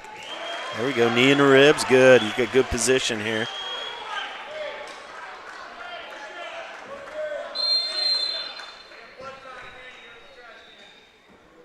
So 3 more points awarded to Cole Porter. Now a 5-0 lead. Timeout with 34 seconds. A little blood being shown there. Yep. Take care of that. Cleaning up around the mouth area there. Nothing coming out of the nose, so hopefully they can get this stop pretty quickly and get him on the mat. Want to thank once again our sponsors for tonight. Yoder Lumber Company, Buckeye Farm and Garden, Village Motors, MRV Siding Supply, Rody's IGA Marketplace, Premier Pharmacy, Millersburg Electric, Kime and Charm, Holmes Siding Contractors, Kaufman Realty and Auctions, Millersburg Tire Service, Holmes Wayne Electric Cooperative, Denco Marketing, the Commercial and Savings Bank, Critchfield Law Firm, and Finish Line Auto Body as we get the play back underway with 34 seconds to play in the first period. Freshman Cole Porter is out on top 5-0 so far.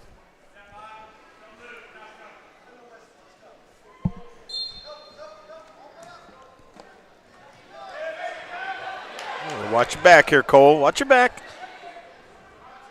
Kind of got in a little bit of a flurry situation there. He's got 2 for the reversal. I think they're going to award 2 near fall. We'll see what happens here.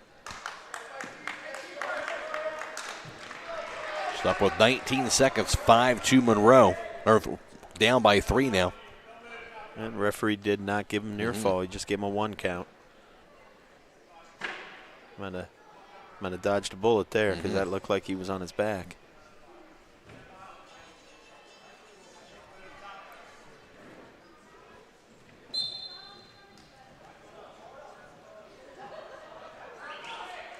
Got that arm bar, Porter. Just got to try to work that arm back to the mat. There you go. Crawl forward.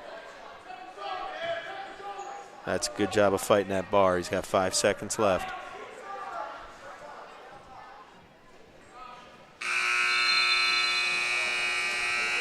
The Cole Porter 5-2 advantage so far. After the first period. Still trying to get back and get a win here. Yeah, there's been kind of, decisions here, decisions there. Not a lot of pins like we saw in that last round. No. Being tough, hard-fought matches. And looking at after this, I think we're going to see probably Hunter Eberhard, and then you're going to see 3 state-ranked kids from Miami Trace in those upper weights. Right.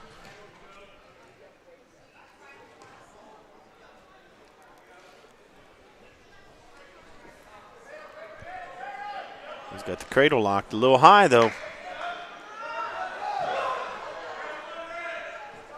Make it 5-3.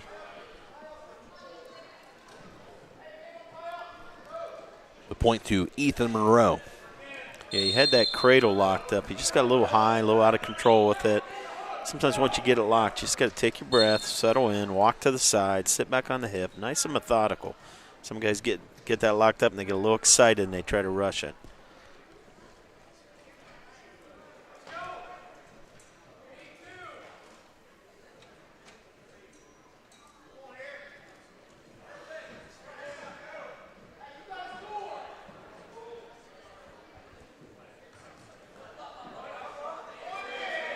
You fight this. Know where you're at. Know where you're at. You're on the edge of the mat. Don't let him finish this. He's going to try to walk you back in. That's a nice finish. That's a good trip. That's a good job. Give him credit. He got him. He walked him back a couple steps so he had room to do it. And he executed the trip there right on the edge. If he'd have tried that where he was at, they definitely would have went out of bounds. They got to get this score. I think this is 5-5, though. We're verifying that at the scores table. Right now showing 5-5.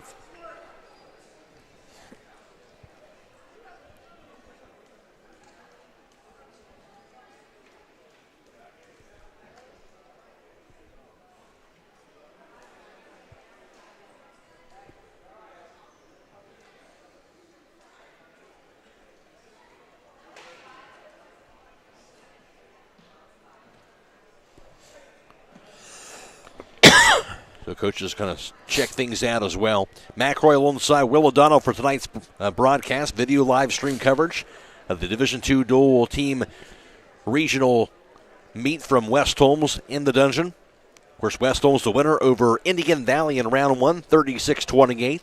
Now we're in round 2, and Miami Trace currently a 15-9 lead over West Holmes. Winner of this moves on to the state team dual meet that'll be this Saturday at Louisville High School. So I think they've decided it is going to be 5-5, the score. 45 seconds to go, second period. In the 157, Cole Porter of West Holmes, Ethan Monroe of Miami Trace. It's a good job. Good stand-up there by Porter. And don't let him run you out of bounds, though, on that. 2-3 steps, and then you can turn, change direction there. I was actually kind of surprised they didn't maybe call the Miami Trace wrestler for driving him off the mat. Right. Make that referee see that you're doing everything you can to stay on the mat. You can sometimes get a point for that.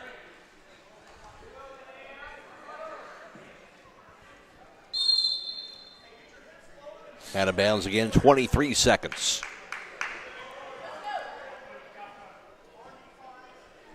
Porter's hit 2 nice stand-ups, like see him do a third and get the hand control he needs when he comes up.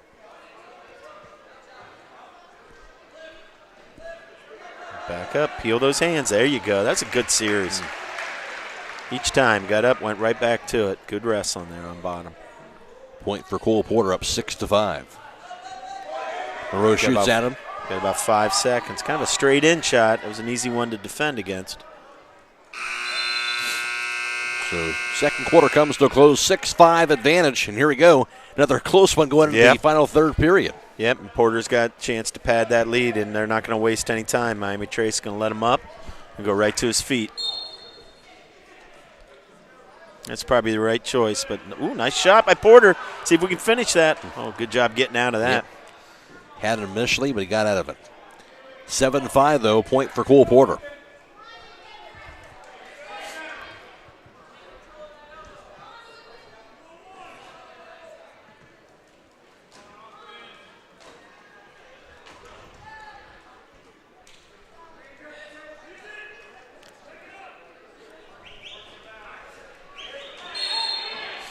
If you're cold, this is where, you're the one up by 2. Stay in a good stance, stay in the center. As the clock winds down, this guy's got to get more and more desperate. He's got to come to you. And you can maybe capitalize on a poorly executed shot, something without a setup. Minute 16 to Oh, play. nice little period. shuck there, but he didn't finish it. That was a nice shuck by the Miami Trace wrestler, but he was unable to return him to the mat. Porter was kind of pushing in a little too much, and he used that momentum against him.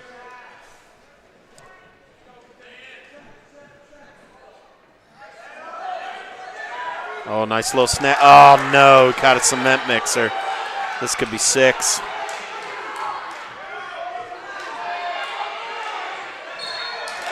And the pin. So, Oh, boy. 2-point lead for Porter, but Ethan Monroe, big maneuver there to get that pin and the win. That's where young guys got to learn how to win that match. He just didn't need to be as overly aggressive as he was up by 2. I mean, I'm not saying you don't stay on your offense, but be smart about it. Don't push in. Be under control. Circle with the guy, and he just kind of let that one slip away there. And that was big. That was big because that was a chance to, tie that at 15? Or maybe 15-12. 15-12, I guess, but either way. But that's about a 9-point swing, and I'm not sure if you're West Holmes. It's going to be a tough one to overcome. Certainly with will be. With the lineup that's coming at you from up. Miami Trace, yeah. The heart of probably the strength of their lineup looking at this. 21-9, Miami Trace down with the lead over West Holmes.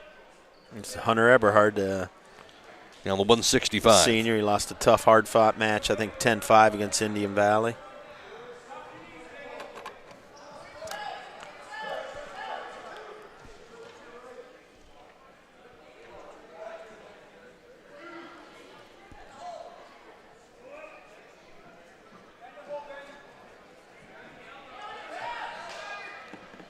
Boy, another cement mixer he's going for. Same thing Porter got hit in.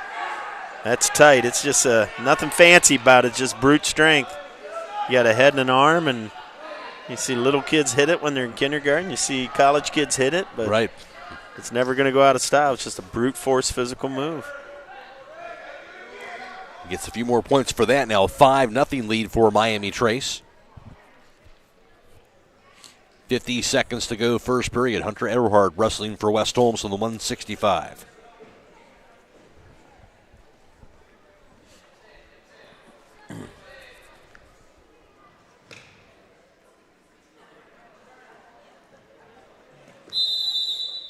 And just out of bounds, 32 seconds, first quarter. First period here with the 5-0 advantage. Miami Trace.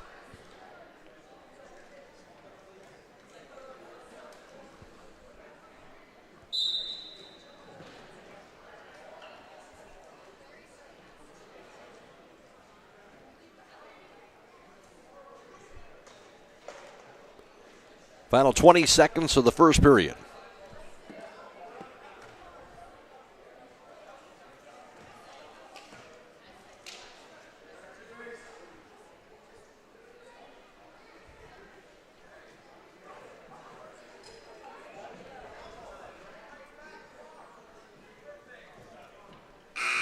And Miami Trace 5-0 lead here in this.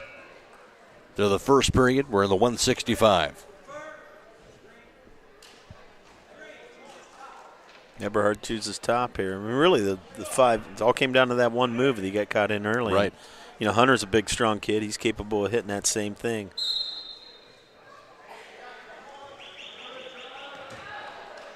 Good job on that stand-ups. Yeah. Mm-hmm. Kid stands up, switches off to a double, but he needs to look for the back point opportunity off that. That's the chance to throw that half and be aggressive.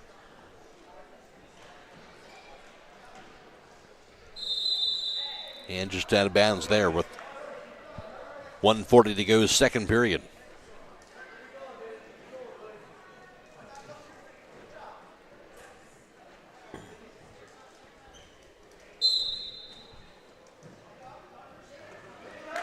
Nice job. The stand up to a switch. Hunter was kind of running with him, chasing him, and he recognized that. Hit a standing switch. 7-0.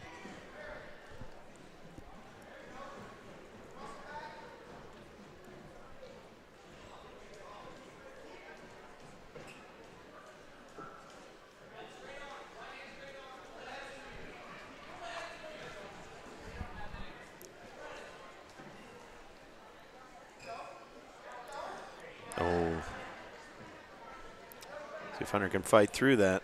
I don't know if he's going to get any back or not. We'll see if they award any. rolled through it pretty strongly.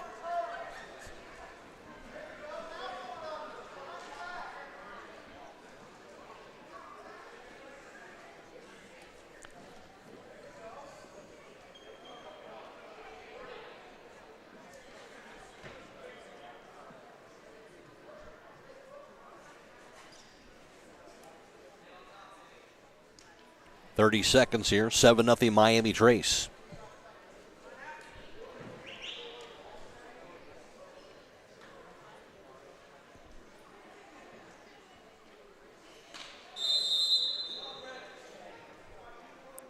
Gonna call the top man for stalling there. Reset the action.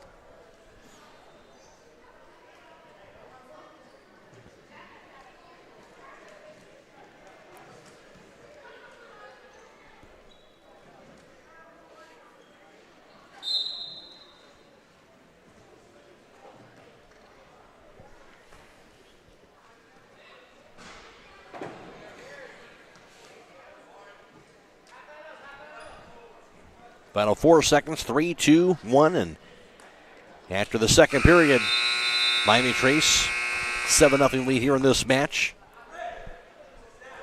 over Hunter Eberhard of West Holmes. Miami Trace wrestler chooses down. If he can get this escape point, he'd be at a major decision at that point. He's going to secure that right away with a reversal. He's going to make it 9-0. He's going to let Eberhard up. He's going to try to pile on his point lead if he can. He wants that cement mixer again that he hit him with earlier. Yep, you can see it. Their coach telling him. These guys wrestling underneath you like that, that's a good chance to hit it. There it is. And he got it. And we were able to fight out of this one time, but it's going to be tough to do a second time. Takes a lot of starch out of you fighting your back. 11-1 Miami Trace. And 2 back, so 13-1. He's going to try to get the tech fall is what he's going to do. He's going to make it 13-2. He needs 2 more takedowns. Ooh, this is tight, that cross knee. Eberhard's got to try to know where he's at here. That's tight if you can finish it from there.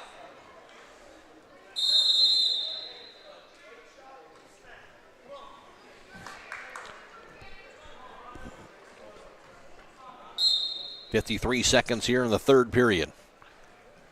Right back to it, right back to that cross knee. If he locks that up, that's a tight cradle. He's got the 2. Just needs 2 back to get the tech fall.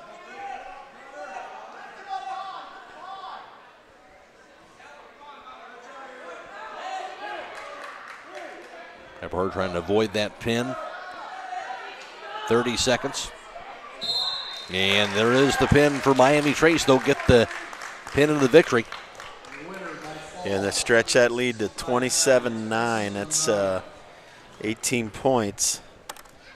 And like I said, we're getting into the point in the lineup here for Miami Trace, where actually we've got a 14th ranked wrestler, Kylan Knapp, Jaden LeBeau, 16th ranked, and Bryce Bennett, 6th in the state ranking. So running into some of the best kids in their lineup here at the wrong time for West Holmes.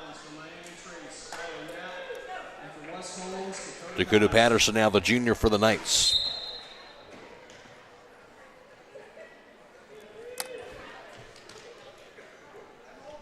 (27-9) Miami Trace. They're in command here in this second round. Both these guys coming out there and going after it right away.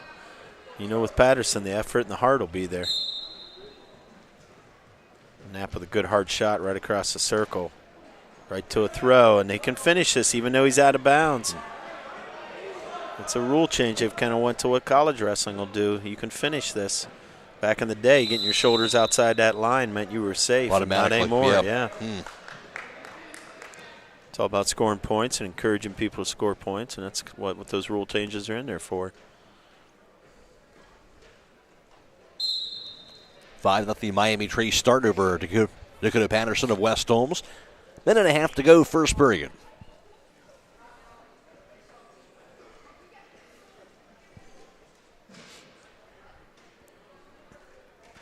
trying to get both legs in there, and then he's going to try to power half.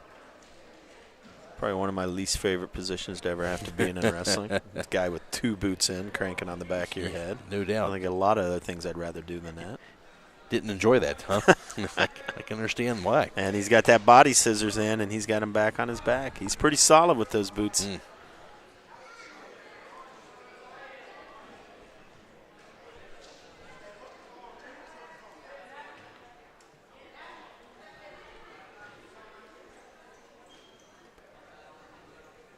40 seconds to this first period, and Patterson not a whole lot of room to maneuver. No, he's fighting this, but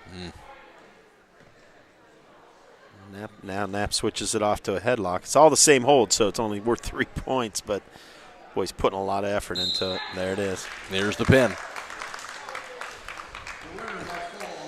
As you mentioned, Will, this is the part where they're very strong wrestlers here from the Miami Trace side. Yeah, and looks like we got Jaden LeBeau at 190 here for Miami Trace, and they've got him down as 16th ranked wrestler in his weight class. So Grant Miller went from wrestling number 23 ranked kid to now the number 16th ranked kid.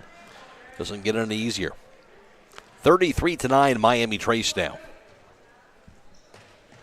Oh, nice takedown.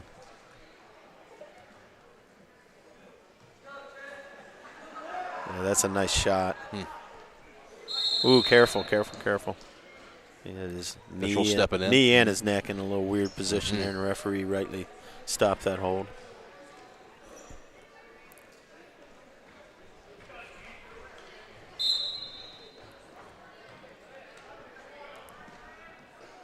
Two 2-0 Miami Trace early on in this match. Minute and a half to play first period.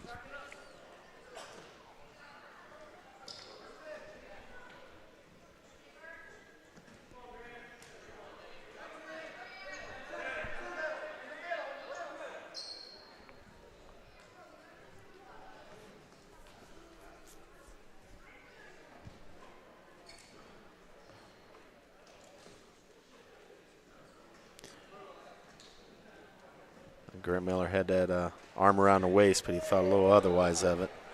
That's a nice takedown. Stacked him up tight. The referee could have gotten position. He might have got the fall call. Going to give him 2 back. 6-1. Miami Trace a 5-point lead here in this 190-pound weight class. Yeah, and Grant Miller's out there battling a good one here. This young man looks pretty slick on his feet. And Grant Miller's got 16 wins this year as a sophomore. And if you look at him, boy, he doesn't look like your typical sophomore with that build. He's a big, strong kid, and he's going to win a lot of matches for West Holmes. I think last year, as a freshman, he was out there competing and won just a handful. But this year, he's, nearly 5 times that total, and he's not done yet. Yeah, look at this West Holmes team. A lot of good underclassmen, good wrestlers. There is. I mean, they got the 5 seniors. Sure. They've got those guys that, can go out there and get you the 6 points and win at a very high level. It's a state level. But they've got other kids coming up, sophomores, juniors, freshmen, that come up through the youth program in the middle school, and they're going to be right there contributing. You're going to know their names soon, too. I want to thank our sponsors again, providing this video stream coverage tonight. Finish Line Auto Body, Critchfield Law Firm, the Commercial and Savings Bank, Denco Marketing, Holmes Wayne Electric Cooperative, Millersburg Tire Service, Kaufman Realty and Auctions, Holmes Siding Contractors, Kaiman Charm, Millersburg Electric, Premier Pharmacy, Rody's IGA Marketplace, MRV Siding Supply, Village Motors, Buckeye Farm and Garden, and Yoder Lumber Company. 9-1 Miami Trace here in the 190-pound weight class over Grant Miller of West Holmes. Miami Trace a 33-9 lead here in round 2. Oh, Miller's got the cradle locked up. He's got a chance to get some near fall.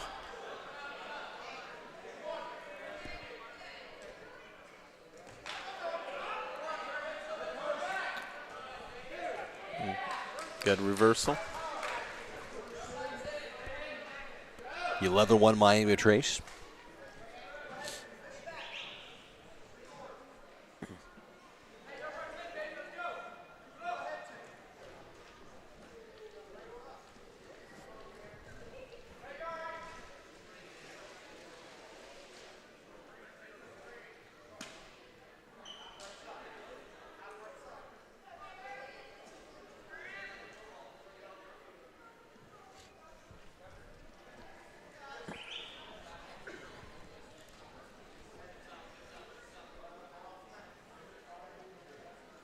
Good hard stand up there by Miller. The sophomore continuing to battle. Gets a point out of that. Now 11-2. See if he can catch him. See if he can catch him. There we go. 11-4. 2 more points. Ooh, Miller going right to a power half. Crank it. Run it. Oh, I feel like he gave up on that a little too early. Miller looks like he's got a little starch left. He's battling. Mm-hmm. No. Got to get that elbow in tight. Bottom man just got called for stalling.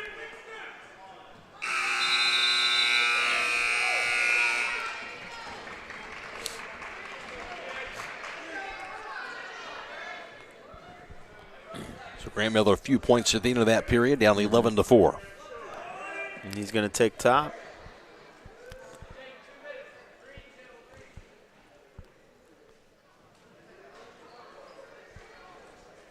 Looks like they'll attend to the Miami Trace wrestler.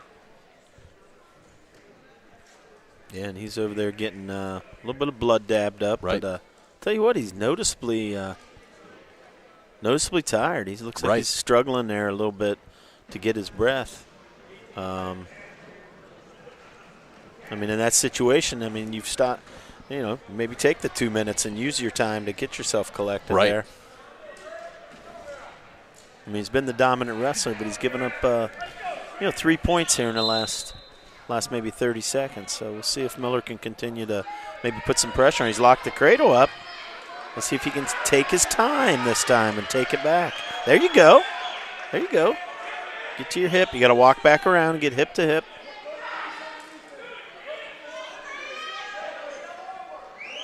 He's got to try to take this back under control. He's got it locked. Last time he wasn't able to. Don't roll across your own back. You got to keep walking through, driving that knee. Now you got him. Now you got him. His hips on the mat. This is your chance. And push back. Push back.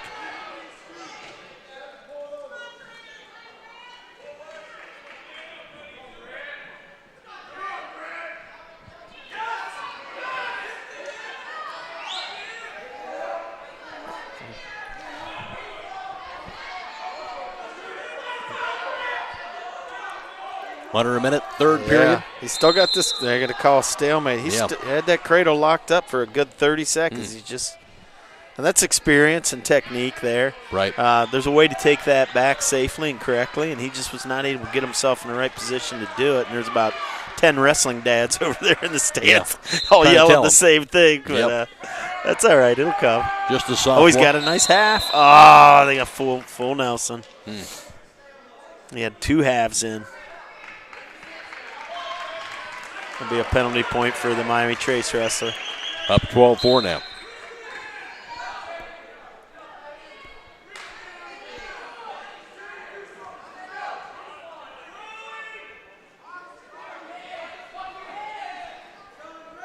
Another stalling call. That's a point from Miller. Might as well go for it, Miller. You're in a bear hug situation. Good hips, though. See if you can fight through it. Good effort getting off your back. Gave up the takedown, gave up 2 more back points. 16-5 Miami Trace. But in that situation, you got nothing to lose. You got to just go for it. Right.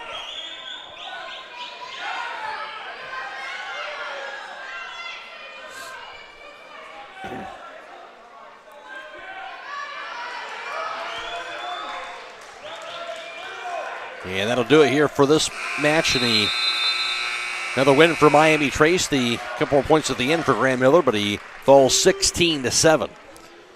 Yeah, that's a major decision because it's by 9, so I'll tack 4 more onto their point total. But good hard-fought match there by Miller. He didn't go away. He didn't give up.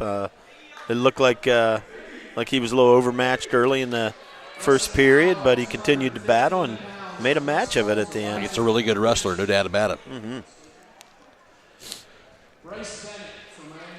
This is a good matchup I wanted to see. Elijah Baldridge ranked 12th in the state against Bryce Bennett ranked 6th. I haven't got to see Elijah wrestle much. He's 18-5 with 14 pins. And I know one thing, he'll come out there and go after it. He's not going to lay back. You know how tough he is on the football field, that's for sure. 37-9 Miami Trace. in round 2 of this dual meet in the Division II State Team Dual Regional Championship at West Holmes.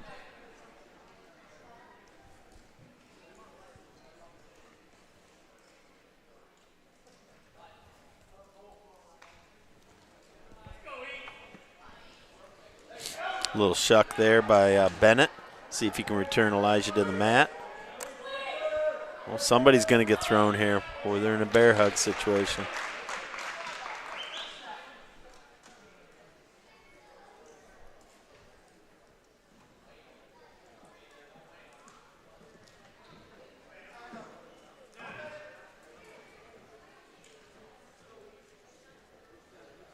Bennett looks like he wants to dig in and look for these bear hugs and double unders.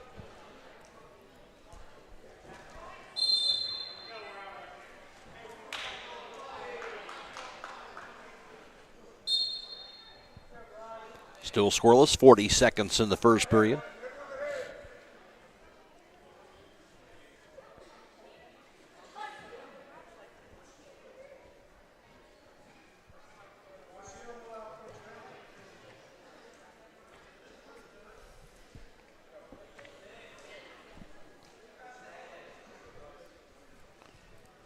Seconds. Elijah really hasn't been able to open Bennett up yet for a good shot attempt yet.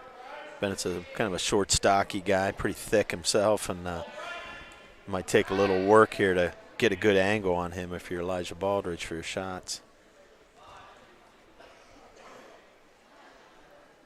2-1, and they'll close out the first period. It's still scoreless. And sometimes you just got to be content to hand fight and get in there like that and, you know, try to wear the match on and try to see if you can get the guy a little tired and get a change of level that way. Getting a little high, trying to lock that crate up. He's a little high. Maybe give him one here, but don't get in bad position.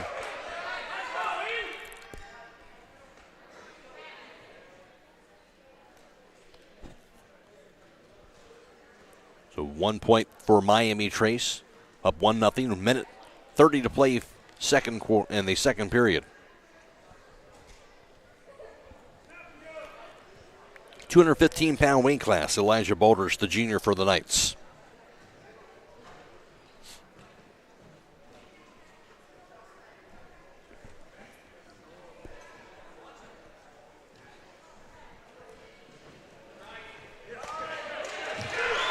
Oh, Elijah, there we go. Takes him down to the mat. 2 points for Elijah Baldridge. Yep, that was big. And then he gets choice in the third, so let's see what he can do with this on top. Even if you got to cut him loose, that's fine. Burn a little clock, and then just don't get high and don't get rolled.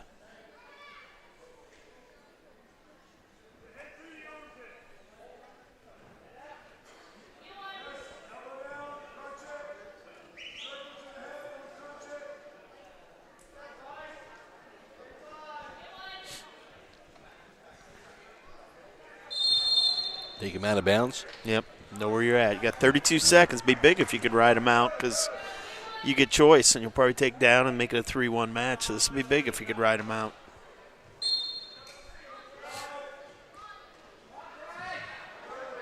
There you go. There you go. That's a good job following him across the mat. Keep that forward pressure on the head.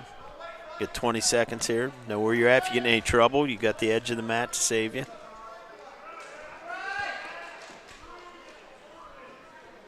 Final 10 seconds here. 2-1 Elijah Baldridge. Yeah, just keep the pressure on him. Try to work a half or something so the ref doesn't call you for stalling. And the second period will come to a close. So Baldridge a 1 point lead going into the period number 3. Elijah's going to go down. He's going to try to get escape, make it 3-1, and that'd be a good position to be in. You could force Bennett to have to come to you. I don't know if he's going to shoot, but he's definitely going to come upstairs and try to lock you up. Get some hand control, E. There we go. Good steers. Took him 10 seconds. Good job. He does do that. 3-1 lead for Elijah Baldridge.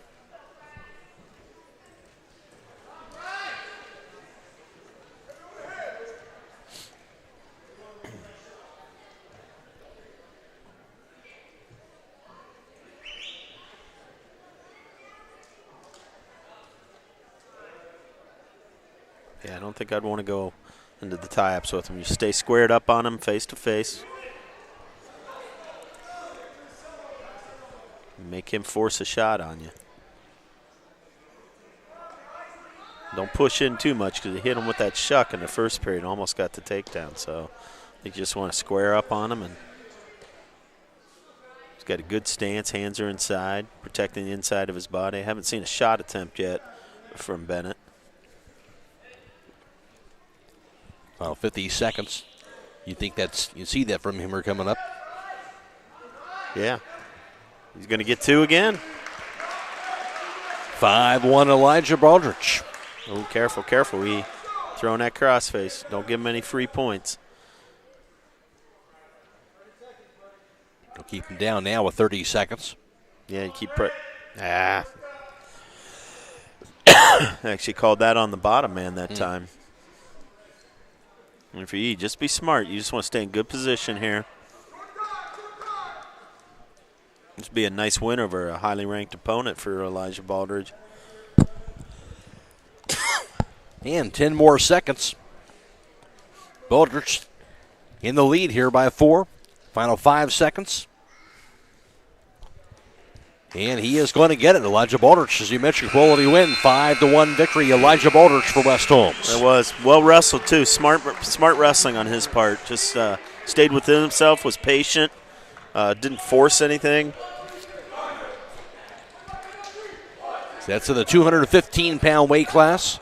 37-12 Miami Trace, though, overall here in this round 2. 85 pounds for Miami Trace. Stephen Gardner, and for West Holmes, Colin Gardner.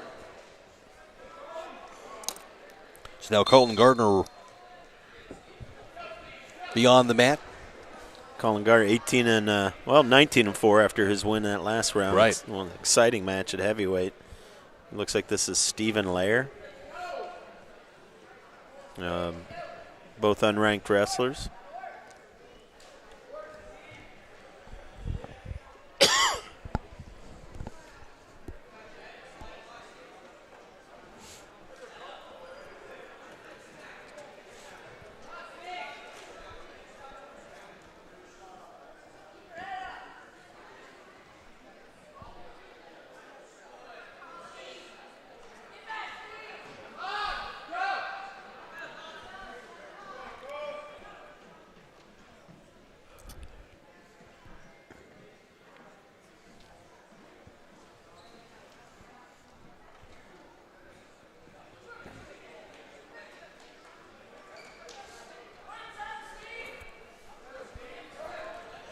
Starting out similar to what we saw in his previous match when it was I think it was finished up 1-0 when it was all said and done.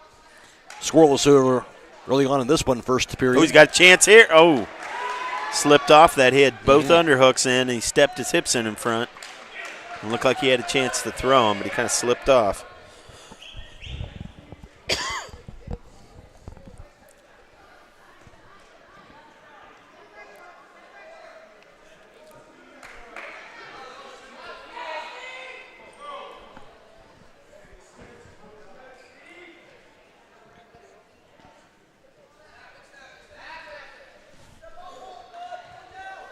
Final 10 seconds here. This first period still scoreless. Colin Gardner for the Knights in the heavyweight division. And scoreless after period number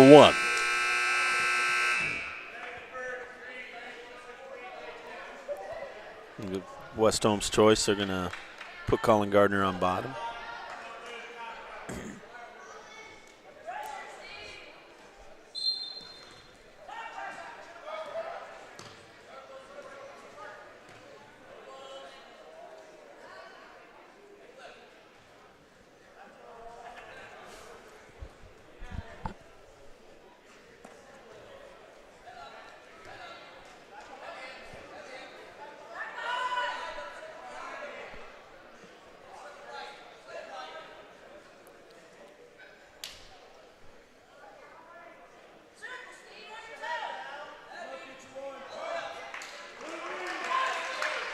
Gardner gets a point to get out of that. Now 1-0 Colin Gardner advantage.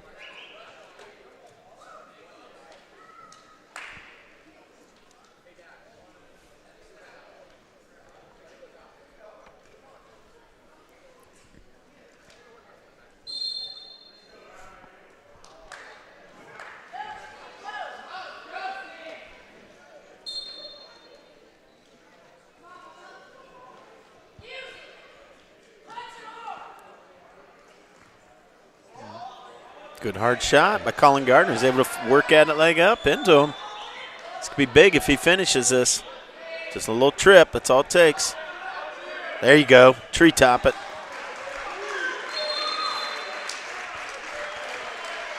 And 2 more points. Yeah, that's a big takedown. That was a big takedown in this match because you thought they were going to trade escape points and, maybe we'd have an overtime match, but that was big. Yeah, 3 points is a lot in this one.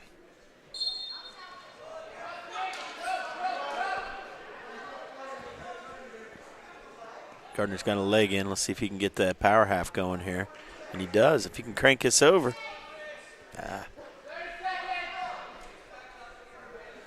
Sinks the leg in again. He's power halfing again, but he's kind of fallen off there a little bit.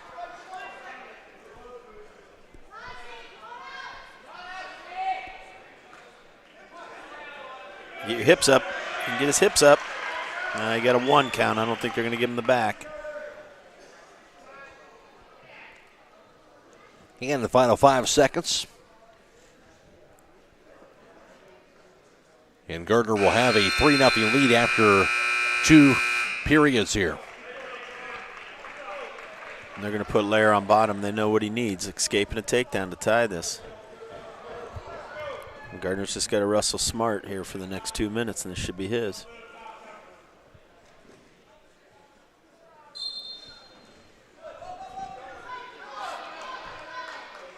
He got the escape he needed right away. 1 point Miami Trace. 3-1 Colin Gardner. Uh-oh. Uh-oh, I don't like this position. There we go. He's going for a little cement mixer of his own.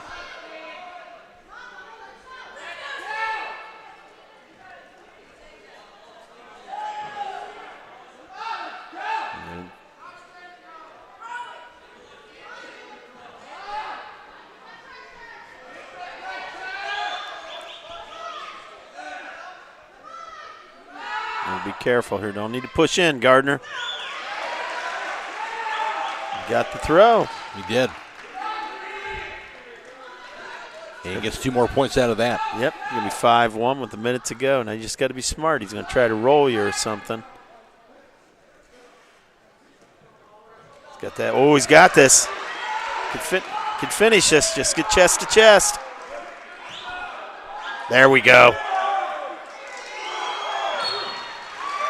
And there's the pin. Colin Gardner. That's back-to-back wins now for the Knights. 5-1, and then the pin for Colin Gardner. It's going to make it 37-18 with Brady Smith. And unfortunately, the best we can get this to is 37-24. Right. At this point, you just want to try and finish strong, right, Will? You're not going to win the match, obviously. Try and finish strong if you can. Yeah, like I said, you're going to come up 13 points short, and, I'm sure not having Tucker Kaufman for this mound. Right. That's a big loss. Yeah, a very big loss because it'll force you to bump your lineup and put some guys in that maybe you wouldn't otherwise put in. Brady Smith's going to go out and do what Brady Smith does, which is try to get to 30-1 on the year here.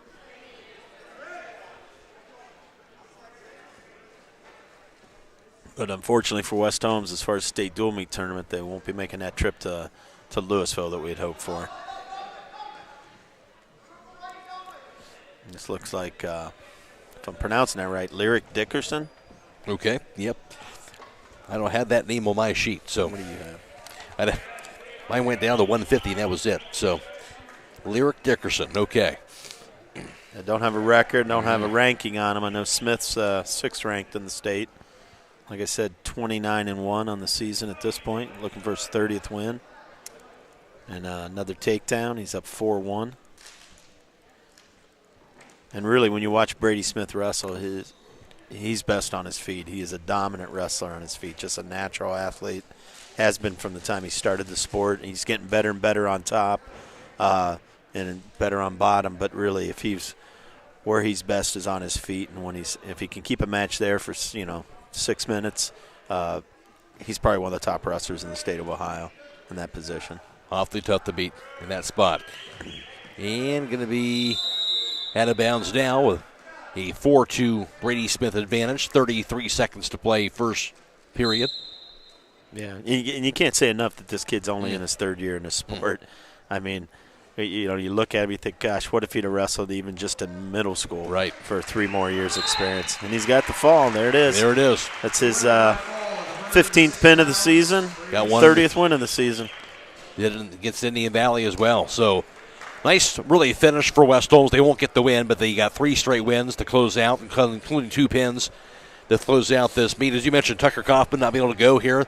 Obviously, a tough loss there for the Knights, but they fall 37-24 to Miami Trace. And Miami Trace will move on to the state team duels. That'll be this Saturday at Louisville. West Holmes will finish things off for tonight, but West Holmes will have a little bit of a break here. Looks like they'll be taking on Riverview and New Philadelphia February 16th. Then it'll be the OCC Championships after that. Yeah, that match with Riverview and New Philly will be here, and that'd be senior night for those boys. So if you can get a chance, be your last chance to come watch those seniors wrestle at home.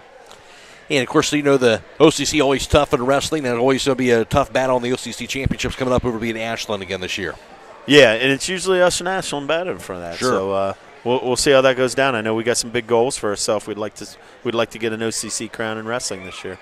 Look for this West Holmes team individually when the tournament's coming up here in several weeks, and certainly another guys for the West Holmes side a chance to do some things in the postseason. Yeah, I mean, wow, just go from one sport into the next, and really this is what wrestling, all this work we've put in for the last 2-3 months, it all comes down to this now because it's all about the individual, and it's about how far can I go in the league and how far can I go sectionals, district, state, and some of the team accolades will come along with that, but Scott's got a team that I think looks good, and they've got some seniors that look like they're ready. Elijah Balder just beat a 6th-ranked kid in the state. I think they've got 5, 6, maybe even 7 kids that want to make that trip to Columbus and podium. So it would really be a season of first even at West Holmes for that. All right, that's the voice of Will O'Donnell. Will, thanks for being a part of the video broadcast here this evening. And we'll thank our sponsors one more time: Yoder Lumber Company, Buckeye Farm and Garden, Village Motors, MRV Siding Supply, Rody's IGA Marketplace, Premier Pharmacy, Millersburg Electric, Kaiman Charm, Holmes Siding Contractors, Kaufman Realty and Auctions, Millersburg Tire Service, Holmes Wayne Electric Cooperative, Denko Marketing, the Commercial and Savings Bank, Critchfield Law Firm, and Finish Line Auto Body. I want to thank Claxon Communications for allowing us to provide you this video stream for tonight. Casey Claxon producing tonight's video stream, and also Mark Clark working the cameras tonight. We do appreciate their partnership in providing this video for tonight. That'll wrap things up for us from West Holmes. Again, Miami Trace still capture the regional championship, and they'll move on to Louisville High School. That'll be the state team dual meet this Saturday over at Louisville High School. For Matt Croy, Will O'Donnell, wrap things up here tonight from the Dungeon.